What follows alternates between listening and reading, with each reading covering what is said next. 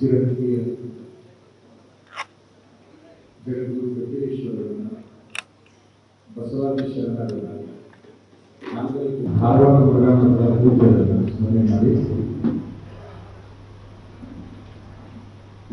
ಈ ಒಂದು ಧಾರವಾಡ ಭಕ್ತರ ಸಭೆಯ ವೇದಿಕೆಯಲ್ಲಿ ವಿರಾಜಮಾನರಾಗಿರುವಂತಹ ಎಲ್ಲ ಗೌರವಾನ್ವಿತ ಹಿರಿಯರು, ವಿವಿಧ ಸಂಘ ಸಂಸ್ಥೆಗಳ ಪದಾಧಿಕಾರಿಗಳು, ಬೇರೆ ಬೇರೆ ಊರುಗಳಿಂದ ಹುಬ್ಬಳ್ಳಿ ಧಾರವಾಡ ನಗರದಿಂದ ಬಂದಿರುವಂತಹ ಎಲ್ಲ ನಮ್ಮ ಅಭಿಮಾನಿ ಸದಸ್ಯರು, ಮಹಾದೇವಿಗಳೇ, ಮಾತೆ ಮತ್ತು ನಮ್ಮ ನಿಲುವಿನ ಎಲ್ಲ ಮಾಹಿತಿಯನ್ನು ರಾಜ್ಯದ ರಾಷ್ಟ್ರದ ಉದ್ದಕ್ಕೂ ಪಸರಿಸ್ತಾ ಬಂದಿರತಕ್ಕಂತಹ ಎಲ್ಲ ಆತ್ಮೀಯ ಮಾಧ್ಯಮಗಳು, ವ್ಯವಸ್ಥಾಪಕ, ಈಗಾಗಲೇ ಒಂದು ಮಠಾಧಿಪತಿಗಳ ಸಭೆಯನ್ನ ಮತ್ತು 2 ಸುದ್ದಿಗೋಷ್ಠಿಗಳನ್ನು ನಾವು ಮಾಡಿ ನಮ್ಮ ನಿಲುವನ್ನು ಪ್ರಕಟಿಸಿದ್ದೇವೆ. ಬಹುಶಃ ಈ ನಿಲುವಿನ ವಿಚಾರ ಅದು ಎಲ್ಲಿವರೆಗೆ ಮುಟ್ಟಿದೆ ಅನ್ನೋ ಮಾಹಿತಿ ನಮಗೆ ಬಂದಿದೆ ಅಂದ್ರೆ ಕೇಂದ್ರದವರೆಗೆ ಮುಟ್ಟುವ ಮಾಹಿತಿ ನಮಗೆ ಮುಟ್ಟಿದೆ. ನಮ್ಮ ನಿಲುವನ್ನ ರಾಷ್ಟ್ರದುದ್ದಕ್ಕೂ ಮುಟ್ಟಿಸಿದವರು ಯಾರು ಅಂತಂದ್ರೆ ಮಾಧ್ಯಮದವರು. ಅವರನ್ನ ನಾವು ತುಂಬ ಹೃದಯದಿಂದ ಯಾವುದೇ ವಿಚಾರಗಳು ಸರಿಯೋ ತಪ್ಪು ಅದನ್ನ ನೋಡುವುದು ಮತ್ತು ಓದುವುದು ನಿರ್ಣಯವನ್ನು ಮಾಡ್ತಾರೆ. ಆದರೆ ಸುದ್ದಿ ಮುಗಿಸುವ ಕೆಲಸ ಏನಿದ್ರೆ ವರದಿಗಾರರು ಆ ಕೆಲಸವನ್ನು ಅವರು ಮಾಡಿ ತಮ್ಮ ಕರ್ತವ್ಯ ಪ್ರಜ್ಞೆಯನ್ನ ನೆರವೇರಿದ್ದಕ್ಕಾಗಿ ಅವರನ್ನ ಅಭಿನಂದಿಸ್ತೇನೆ. ಬಹುಶಃ ನಾವು ಮೊದಲನೇ ಹೋರಾಟವನ್ನು ಮಾಡಿಲ್ಲ. ನಾನು ತಮಗೆ ಹೇಳೋದು ಅಂತಂದ್ರೆ, ನಾನು 5 ವರ್ಷದ ಮಗು ಇದ್ದಾಗ ನನ್ನ ಮೊದಲನೇ ಹೋರಾಟ ಪ್ರಾರಂಭ ಆಗಿದ್ದು ನಮ್ಮ ತಾಯಿ ಕೂಡ. ಅಂದ್ರೆ ಮೊದಲನೇ ಹೋರಾಟ ಮನೆಯೊಳಗೆ ಪ್ರಾರಂಭ ಆಯಿತು, 2ನೇ ಹೋರಾಟ ಓಣ್ಯಾಗ ಪ್ರಾರಂಭ ಆಯಿತು. ನನ್ನ ಹೋರಾಟದ ಪರಿಣಾಮ ನಾನು 10 ವರ್ಷದ ಮಗು ಇದ್ದಾಗ ಊರು ಬಿಟ್ಟು ಸನ್ಯಾಸಿ ಆಗಲಿಕ್ಕೆ ಕಾರಣ. 10 ವರ್ಷದ ಹುಡುಗನಿಗೆ ಏನು ಗೊತ್ತಿರಲ್ಲ ಅಂತ ನೀವು ತಿಳ್ಕೊಂಡಿರ್ತೀರಿ. ಆದ್ರೆ ನಾನು ಮನೆ ಬಿಟ್ಟಾಗ ನನ್ನ ವಯಸ್ಸು 10 ವರ್ಷ ಅಂತಕ್ಕಂಥದ್ದು ನಮ್ಗೆ ಗೊತ್ತಿದೆ. ಅಲ್ಲಿಂದ ಇವತ್ತಿನವರೆಗೆ ಹೋರಾಟಗಳನ್ನು ಮಾಡ್ತಾ ಬಂದಿದ್ದೇವೆ. ನಿಮಗೆಲ್ಲ ಗೊತ್ತು, ಯಾವುದೇ ಒಂದು ಸರ್ಕಾರವನ್ನ ಎತ್ತಿ ಹಿಡಿಯುವಂತದ್ದಾಗಲಿ, ಯಾವುದೇ ಒಂದು ಸರ್ಕಾರವನ್ನ ಬೀಳಿಸುವುದಾಗಲಿ ನಮ್ಮ ಉದ್ದೇಶ ಅಲ್ಲ ಅನ್ನೋದನ್ನ, ಯಾವುದೇ ಒಂದು ಸಂಘ ಸಂಸ್ಥೆಯ ಯಾವುದೇ ಒಂದು ವ್ಯಕ್ತಿಯ ಹಿತಕ್ಕಾಗಿ ನಾವು ಹೋರಾಟ ಮಾಡಿದವರಲ್ಲ. ಸಮಗ್ರ ಒಂದು ಕಲ್ಪನೆಯನ್ನು ಇಟ್ಟುಕೊಂಡು ಹೋರಾಟವನ್ನು ನಾವು ಮಾಡಿದ್ದೇವೆ.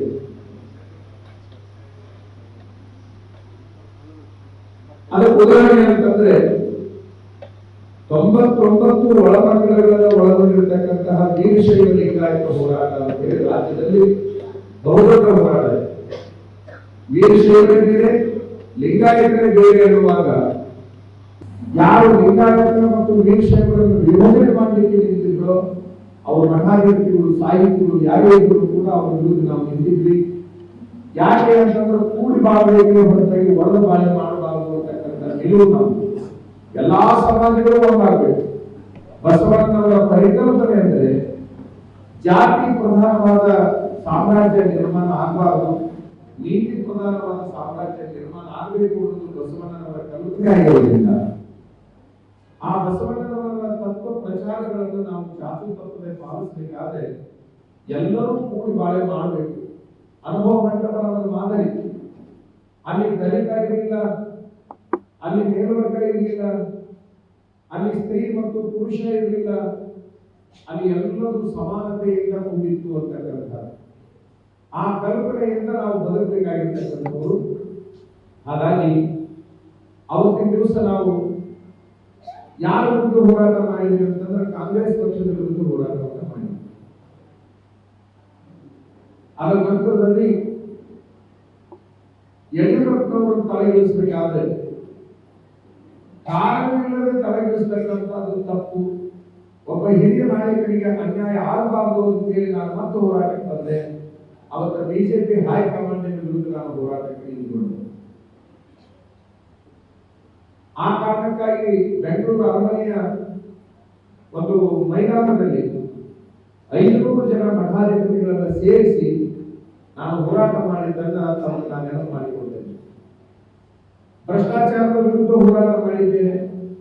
80% ಅಂತಕ್ಕಂಥ ಹಾವು ಇದೆ, ಅದರ ವಿರುದ್ಧ ನಾನು ಹೋರಾಟವನ್ನು ಮಾಡಿ ಅದು ರಾಷ್ಟ್ರದುದ್ದಕ್ಕೂ ಅದರ ಬಿಸಿ ತಟ್ಟುವ ಹಾಗೆ ಮಾಡಿದ್ದೇನೆ. ಮಠಗಳ ಪರವಾಗಿ ಹೋರಾಟ ಮಾಡಿದ್ದೇನೆ, ಸಮಾಜಗಳ ಪರವಾಗಿ ಹೋರಾಟ ಮಾಡಿದ್ದೇನೆ.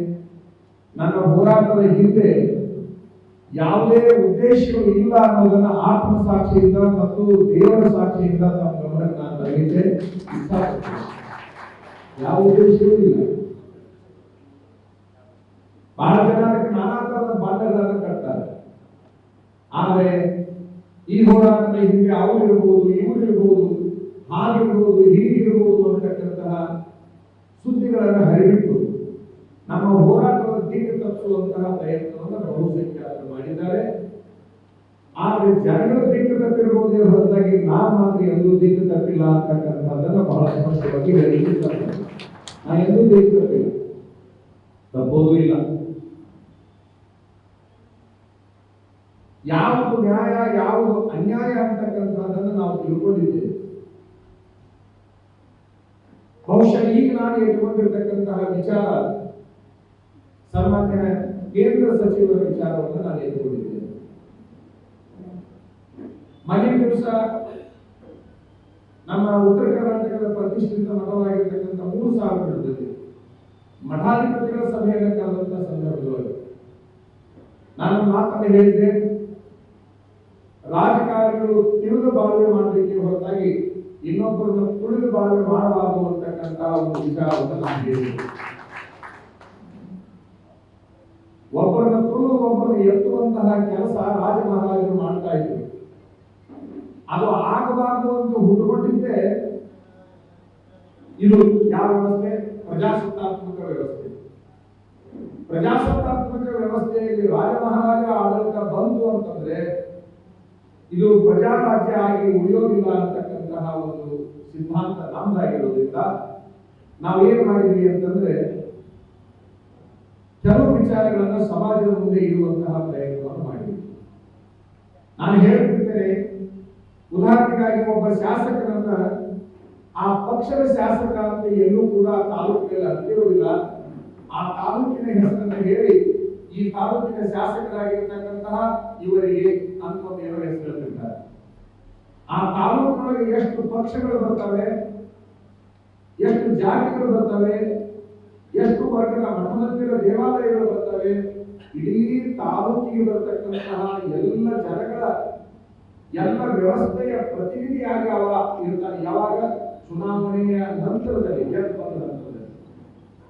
ಅವ ಗೆದ್ದು ಬಂದ ನಂತರದಲ್ಲಿ ಜಾತಿ ಮಾಡಲಿಕ್ಕೆ ಹತ್ತಿದ ಅಂತಂದ್ರೆ ಅವ ಪ್ರಜಾಪ್ರತಿನಿಧಿಯಾಗಿ ಉಳಿಯಿಲ್ಲ, ಒಂದು ಜಾತಿಯ ಪ್ರತಿನಿಧಿಯಾಗಿ ಉಳ್ಕೊಂಡ್ಬಿಡ್ತಾನೆ, ಪ್ರಜಾಪ್ರಭುತ್ವವನ್ನು ಕೊನೆ ಮಾಡಿಬಿಡ್ತಾನೆ ಅಂತಕ್ಕಂಥದ್ದು ನಾವು ವಿಚಾರ. ಉಸ್ತುವಾರಿ ಮಂತ್ರಿಗಳು, ರಾಜ್ಯದ ಮಂತ್ರಿಗಳು, ಮುಖ್ಯಮಂತ್ರಿಗಳು, ಪ್ರಧಾನಮಂತ್ರಿಗಳು ಇವರೆಲ್ಲ ದೇಶದ ಸಂವಿಧಾನ ಹೇಗಿದೆ ಅಂತಕ್ಕಂಥದ್ದನ್ನು ತಿಳ್ಕೊಬೇಕಾಗ್ತದೆ. ಒಬ್ಬ ಜನಪ್ರತಿನಿಧಿಯ ಕರ್ತವ್ಯಗಳೇನು, ಆತನ ದಿನಚರಿ ಹೇಗಿರಬೇಕು, ಆತನ ನಡೆನುಡಿ ಹೇಗಿರಬೇಕು ಅನ್ನೋದನ್ನ ತಿಳ್ಕೋಬೇಕಾಗ್ತದೆ. ಅವರ ಅರಿವು ಸಾಮಾನ್ಯ ಜನರಿಗೆ ಇರ್ಲಿಕ್ಕಿಲ್ಲ, ಆದರೆ ಆ ಜಾಗದಲ್ಲಿ ಕುಂತಿರ್ತಕ್ಕಂಥವರಿಗೆ ಅದರ ಅರಿವು ಬೇಕಾಗ್ತದೆ ಅಂತಕ್ಕಂಥದ್ದನ್ನ ನಾವು ಅರ್ಥ ಮಾಡಿಕೊಳ್ಬೇಕಾಗುತ್ತೆ. ನಾವೆಲ್ಲ ಗಮನಿಸಬೇಕು. ನಾನು ಇವತ್ತಿನ ದಿವಸ ಒಂದು ಮಾತನ್ನು ಹೇಳಿದ್ದೆ ನಮ್ಮ ಎಲ್ಲ ಜನರಿಗೆ. ಮಾಲಿಗೆ ತರಬೇಕ್ರಿ ಅಂತ ಒಂದು ಮಾತನ್ನ ಕೇಳಿದ್ರು. ಈಗ ಸಭಾ ಚಲೋ ಆದಾಗ ಮಾಲಿ ಹಾಕುವ ಸಂಸ್ಕೃತಿ ಇದೆ ನಮ್ಮಲ್ಲಿ. ಆ ಮಾಲಿ ಹಾಕಕ್ಕೆ ಒಂದು ತಾಸು ಟೈಮ್ ಹಾಳು ಮಾಡಿರ್ತೀವಿ ನಾವು. ನಾನು ಅವ್ರಿಗೆ ಹೇಳಿದೆ, ಧಾರವಾಡದ ಭಕ್ತರ ಸಭೆಯಲ್ಲಿ ನಾನೊಂದು ನಿರ್ಧಾರವನ್ನು ತೆಗೆದುಕೊಳ್ತೇನೆ. ನ್ಯಾಯ ಸಿಗುವವರೆಗೆ ನಾನು ಇನ್ನು ಮೇಲೆ ಕೊರಳಿಗೆ ಮಾಲೆಯನ್ನು ಹಾಕಿಕೊಳ್ಳುವುದಿಲ್ಲ. ಯಾರೂ ಕೂಡ ಮಾಲೆಗಳನ್ನು ಹಾಕುವುದನ್ನು ನಿಲ್ಲಿಸಬೇಕು. ಆದ್ರೆ ನಾ ಕಾರ್ಯಗಳು ಒಂದು ಹಾಕಿಬಿಟ್ರಿ. ಆದ್ರೆ ಹೇಳುವ ಪೂರ್ವದಲ್ಲಿ ಅದನ್ನು ತಿರಸ್ಕಾರ ಮಾಡಬಾರದು ಅಂತ ಹೇಳಿ ನಾನು ಆ ಮಾಲೆಯನ್ನು ತಿರಸ್ಕಾರ ಮಾಡಲಿಲ್ಲ. ತಾವು ಹೂವಿನ ಹಾಸಿಗೆಯನ್ನು ಹಾಸಿ ಒಂದು ಮಾಲೆಯನ್ನು ಹಾಕಿ ಕರ್ಕೊಂಡ್ರಿ. ಬಹುಶಃ ನಮ್ಮಲ್ಲಿ ಸಂಸ್ಕೃತಿ ಅದು ಮಠಾಧಿಪತಿಗಳೆಲ್ಲ ಬರಮಾಡಿಕೊಳ್ಳುವ ಸಂಸ್ಕೃತಿ, ಹಾಗೆ ಬರಮಾಡಿಕೊಂಡು ಹೇಳ್ಕೊಂಡು ನಾ ಮಾಲೆಯನ್ನು ಹಾಕಿಕೊಂಡೆ. ಇಲ್ಲಿ ಯಾರಿಗೂ ಕೂಡ ಮಾಲಾರ್ಪಣೆ ವೇದಿಕೆ ಮೇಲೆ ಮಾಡಿಸಲಿಲ್ಲ. ಅದಕ್ಕೆ ಕಾರಣ ನಮ್ಮ ಹೋರಾಟಕ್ಕೆ ನ್ಯಾಯ ಸಿಗುವವರೆಗೆ ನಾನಿರುವ ವೇದಿಕೆಯಲ್ಲಿ ಮಾಲಾರ್ಪಣೆಯನ್ನು ನಿಷೇಧ ಮಾಡುತ್ತೇನೆ ಅಂತಕ್ಕಂಥ ಈ ಸಂದರ್ಭದಲ್ಲಿ ಎಲ್ಲರ ಗಮನಕ್ಕೆ ನಾನು ತರಲಿಕ್ಕೆ ಇಷ್ಟಪಡ್ತೇನೆ. ಎರಡು ಕಾರಣ, ಒಂದು ಏನಾದರೂ ದೃಢ ಸಂಕಲ್ಪವನ್ನು ಮಾಡಬೇಕಾಗುತ್ತೆ. ಅದಕ್ಕಾಗಿ ಇವತ್ತಿನ ವೇದಿಕೆಯಲ್ಲಿ ನಮ್ಮ ಹೋರಾಟ ಗೆಲುವಿನಂತ ಸಾಗುವವರೆಗೆ ಮೊದಲನೇದಾಗಿ ಮಾಲಿನ್ಯ ನಿಷೇಧವನ್ನು ನಾವು ಮಾಡಿದ್ದೇವೆ. ಇನ್ನೊಂದರ ಲಾಭ ಏನು ಅಂತಂದ್ರೆ, ಮಾಲಾರ್ಪಣೆನೇ ಇಲ್ಲ ಅಂತಂದ್ರೆ ಆ ಊರಾಗ ಸಮಸ್ಯೆನೇ ಇಲ್ಲ. ಹಾಕಿಸಿಕೊಳ್ಳವ ಹಾಕವ ಇವೆರಡರ ನಡುವೆ ಊರಾಗ ಕಾರ್ಯಕ್ರಮಗಳು ಕೆಟ್ಟು ಹೋಗಿದ್ದನ್ನು ನಾವು ನೋಡಿದ್ದೇವೆ.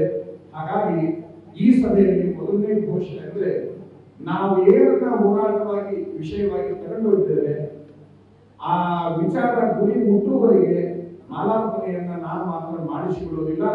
ಇನ್ನು ಮೇಲೆ ರಾಜ್ಯದೊಳಗೆ ಯಾರೂ ಕೂಡ ಈ ಗುರಿ ಮುಟ್ಟುವವರೆಗೆ ಮಾಲಾರ್ಪಣೆಯನ್ನು ಮಾಡಬಾರದು ಅನ್ನುವಂತಹ ಒಂದು ವಿಚಾರವನ್ನ ಸಾರ್ವಜನಿಕರಿಗೆ ಈ ಸಭೆಯ ಮೂಲಕ ಹೇಳಲಿಕ್ಕೆ ಸಾಧ್ಯ.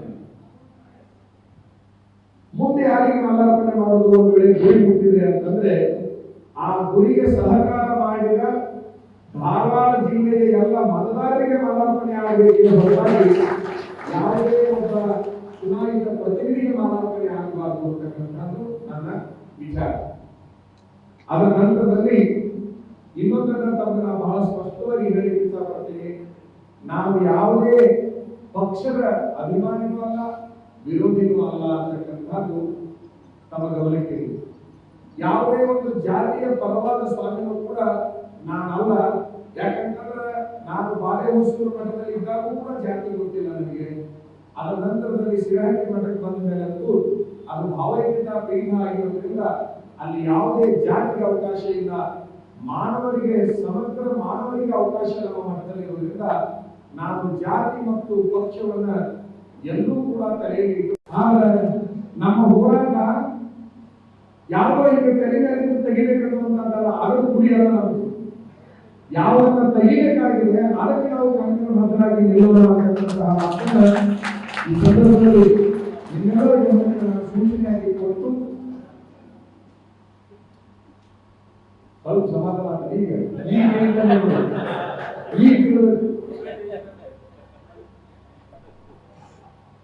ಒಂದು ಹೇಳಕ್ಕೆ ಇಷ್ಟಪಡ್ತೀನಿ. ಇದು ಭಕ್ತರ ಸಭೆ, ಇದು ಯಾವುದೇ ರಾಜಕೀಯ ಪಕ್ಷದ ಸಭೆ ಅಲ್ಲ. ಬಟ್ ಒಬ್ಬ ರಾಜಕೀಯ ಪಕ್ಷದ ಒಂದು ಇನ್ನೊಂದು ಪಕ್ಷದ ವಿಚಾರ ಇದು ಅಲ್ಲ. ಕೇವಲ ವ್ಯಕ್ತಿಯ, ನಾನು ಎಲ್ಲೂ ಕೂಡ ಆ ಪಕ್ಷವನ್ನು ಟೀಕೆ ಮಾಡಿಲ್ಲ, ಇನ್ನೊಂದು ಪಕ್ಷವನ್ನು ಹೊರಲಿಲ್ಲ. ಬೇರೆ ಯಾವ ರಾಜಕಾರಣಿಗಳನ್ನು ಕೂಡ ಇಲ್ಲಿ ನಾನು ಹೇಳಲು ತಂದಿಲ್ಲ. ಯಾವುದು ನನ್ನ ತೀರ್ಮಾನ ಆಗಿತ್ತೋ ಅದಕ್ಕಾಗಿ ನಾನು ಮಾಡಿದ್ದೇನೆ. ನಾನೊಂದು ಕೆಲಸಕ್ಕೆ ಫೋನ್ ಮಾಡಿದಾಗ ಅವ್ರು ನನಗೆ ಒಂದು ಮಾತನ್ನು ಕೇಳಿದ್ರು, ಯಾರು ನಿಮ್ಮ ಲಿಂಗಾಯತ ನಾಯಕರಿದ್ರೆ ನಮಗೆ ಫೋನ್ ಮಾಡಿರಿ ಅನ್ನುವಂಥ ಮಾತನ್ನು ಹೇಳಿದ್ರು. ಅವತ್ತಿನಿಂದ ಅವರು ಕೂಡ ನಾನು ಮಾತುಗಳನ್ನು ನಿಲ್ಲಿಸಿದ್ದೇನೆ. ಅಂದ್ರೆ ನಾವು ನಮ್ಮ ನಾಯಕರು ಅಂತ ಫೋನ್ ಮಾಡಿದ್ದೇವೆ ಹೊರತಾಗಿ ನಮ್ಮ ಜಾತಿ ನಾಯಕರು ಅಂತ ನಾವು ಕಲ್ಪನಾ ಮಾಡಿರಲಿಲ್ಲ. ಇಂತಹ ನೂರಾರು ಸಾವಿರಾರು ನೋವುಗಳು ನನ್ನ ಒಳಗಿದ್ದಾವೆ. ಆ ಕಾರಣಕ್ಕಾಗಿ ಹೋರಾಟಕ್ಕೆ ನಿಂತಿದ್ದೇನೆ. ಒಟ್ಟಾರೆ ನಾನು ಸ್ಪಷ್ಟವಾಗಿ ಹೇಳೋದು ಅಂತಂದ್ರೆ, ಬಹಳ ಮಂದಿ ತಿಳ್ಕೊಂಡಾರ, ಬಹಳ ಮಂದಿ ಬೇರೆ ಬೇರೆ ತಿಳ್ಕೊಂಡಾರ. ನನಗೆ ಯಾವ ಆಸೆ ಆಮಿಷಗಳೂ ಇಲ್ಲ, ಬೇರೆ ಏನೂ ಬೇಕಾಗಿಲ್ಲ. ಇಂತಹ ಒಂದು ಅಹಂಕಾರದ ತುದಿಯಲ್ಲಿ ಇರತಕ್ಕಂಥವ್ರು ಆ ರಾಜಕೀಯ ನಾಯಕರಾಗಿ ಉಳಿಬಾರದು. ಜನಸೇವಕರಾಗಿರ್ತಕ್ಕಂತಹ, ಜನರಿಗೆ ಹತ್ತಿರವಾಗಿ ಸಿಗುವಂತಹ, ಸದಾಕಾಲ ಜನರ ಕಣ್ಣೀರನ್ನು ಒರೆಸಿ ಸಾಂತ್ವನ ಹೇಳುವ ನಾಯಕರು ಧಾರವಾಡ ಮತಕ್ಷೇತ್ರಕ್ಕೆ ಬೇಕಾಗಿದ್ದಾರೆ. ಅಂತಹ ಆಯ್ಕೆ ನಿರೂಪಿಸಿತು ಅಂತಕ್ಕಂತಹ ಒಂದು ಮಾತನ್ನು ಹೇಳಿ, ಈಗ ಅವರ ವಿಚಾರವಾಗಿ ನೀವು ಏನಾದರೂ ಹೇಳುವುದಿದ್ರೆ, ನಮಗೇನಾದರೂ ಬುದ್ಧಿವಾದ ಹೇಳುವುದಿದ್ರೆ ಹೇಳ್ರಿ. ಭಕ್ತರ ಸಭೆ ಆಗಿರೋದ್ರಿಂದ ಹೇಳಿದುಕೊಳ್ಳುವ ಆ ಪ್ರಶ್ನೆ ಬೇರೆ. ಒಂದು ದಲಿತ ಸಮುದಾಯಕ್ಕೆ ಸಂಬಂಧಪಟ್ಟಿರ್ತಕ್ಕಂತಹ ವ್ಯಕ್ತಿಗೆ ಟಿಕೆಟ್ ಕೊಡಬೇಕು ಅಂತ ನಾನು ಬಹಳ ಆಗ್ರಹ ಮಾಡಿದ್ದೆ. ಅವ್ರು ಒಂದು ಸಾರಿನೂ ಚುನಾವಣೆಗೆ ನಿಂತಿಲ್ಲ, ಏನಿಲ್ಲ, ಹ್ಯಾಕ್ ಕೊಡ್ಬೇಕು ಅಂತಂದ್ರು. ಅಂತೂ ಒಟ್ಟಾರೆ ಹ್ಯಾಕ್ ಕೊಡ್ಬೇಕು ಅಂತಂದ್ರೆ ಅವ್ರು ಆರಿಸ್ಕೊಂತ ಕೊಡ್ರಿ ಅಂತ ಹೇಳಿ ಆರಿಸಿ ಬಂದರು. ಆರಿಸಿ ಬಂದ 4 ತಿಂಗಳ ಈ ಜೋಶಿ ಅವರ ಮನೆಗೆ ಹೋಗಿ ಒಂದು ಹೂಗುಚ್ಛ ಕೊಡ್ಬೇಕಂದ್ರೂ ಕೂಡ ಆ ಶಾಸಕರನ್ನ ಒಳಗೆ ಬಿಟ್ಟುಕೊಳ್ಳಲಿಲ್ಲ ಅಂತಕ್ಕಂಥದ್ದು ನನಗೆ ಬಹಳ ಚೆನ್ನಾಗಿ ಗೊತ್ತಿದೆ. ಸಾಮಾನ್ಯ ಜನರ ಗತಿ ಒಬ್ಬ ತಾಲೂಕಿನ ಜನಪ್ರತಿನಿಧಿ, ಒಬ್ಬ ದಲಿತ ನಾಯಕ, ಒಂದು ಶಾಸಕನಾಗಿರ್ತಕ್ಕಂಥ ಹೋದ್ರೆ ಬಾಗಲ ತೆಗೆಲಾದಷ್ಟು, ಮಾತಾಡಿಸಲಾದಷ್ಟು ಎತ್ತರಕ್ಕೆ ಮತ್ತೆ ಅಹಂಕಾರಕ್ಕೆ ಇವರು ಹೋಗಿದ್ದಾರೆ. ಇಂತಹ ನೂರಾರು ಸಾವಿರಾರು ವಿಚಾರಗಳಲ್ಲಿ ಇಟ್ಟುಕೊಂಡು ನಾನು ಹೋರಾಟಕ್ಕೆ ನಿಂತಿದ್ದೇನೆ ಅನ್ನೋದನ್ನ ಭಕ್ತರ ಗಮನಕ್ಕೆ ತರಲಿಕ್ಕೆ ಇಷ್ಟಪಡ್ತೇನೆ ಅಂತಕ್ಕಂಥದ್ದು.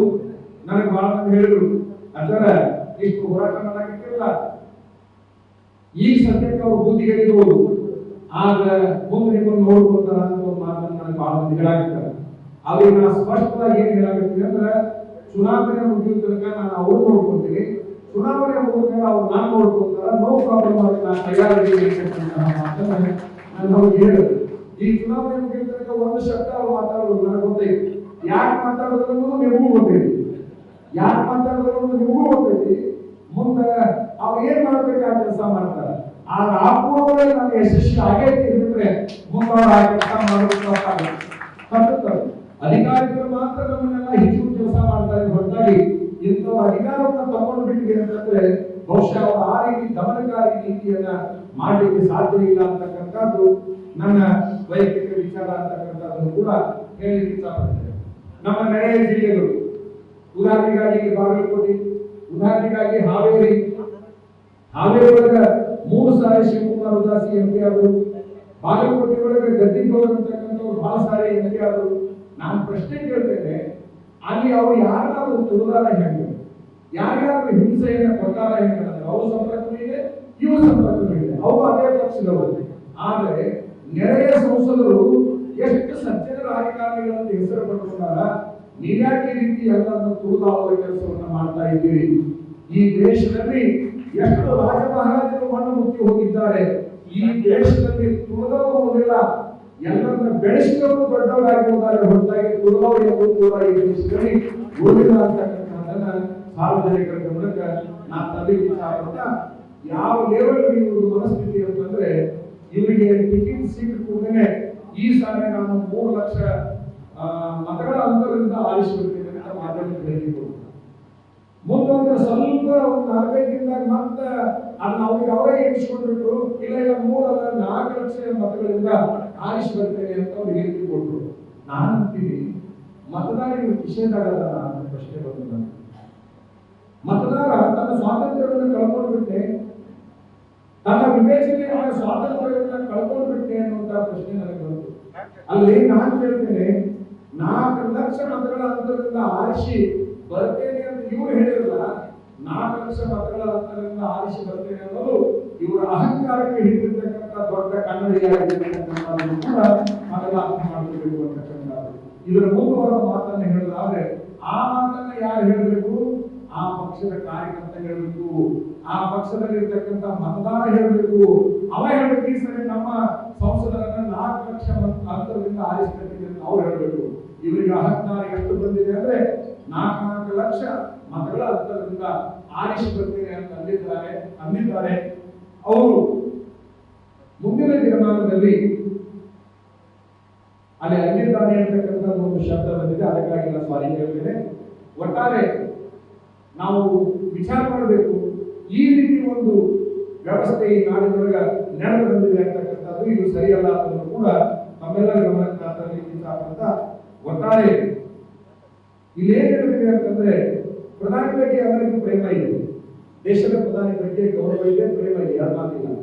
ಆಗ ಆ ಪ್ರಧಾನಮಂತ್ರಿಗಳ ಹೆಸರನ್ನ ಹೇಳಿ ಹೇಳಿ ಹೇಳಿ ಈ ನಾಡಿನೊಳಗೆ ನೀವು ಗುಂಡಾಗಿರಿ ಮಾಡಬೇಕಲ್ಲ ಎಲ್ಲ ಸಮಾಜಗಳ ಮೇಲೆ ಇದನ್ನ ಬಲವಾಗಿ ನಾವು ಖಂಡಿಸ್ತೇವೆ ಅಂತಕ್ಕಂಥದ್ದನ್ನು ಕೂಡ ಈ ಸಂದರ್ಭದಲ್ಲಿ ಹೇಳಲಿಕ್ಕೆ ಇಷ್ಟಪಡ್ತೇನೆ.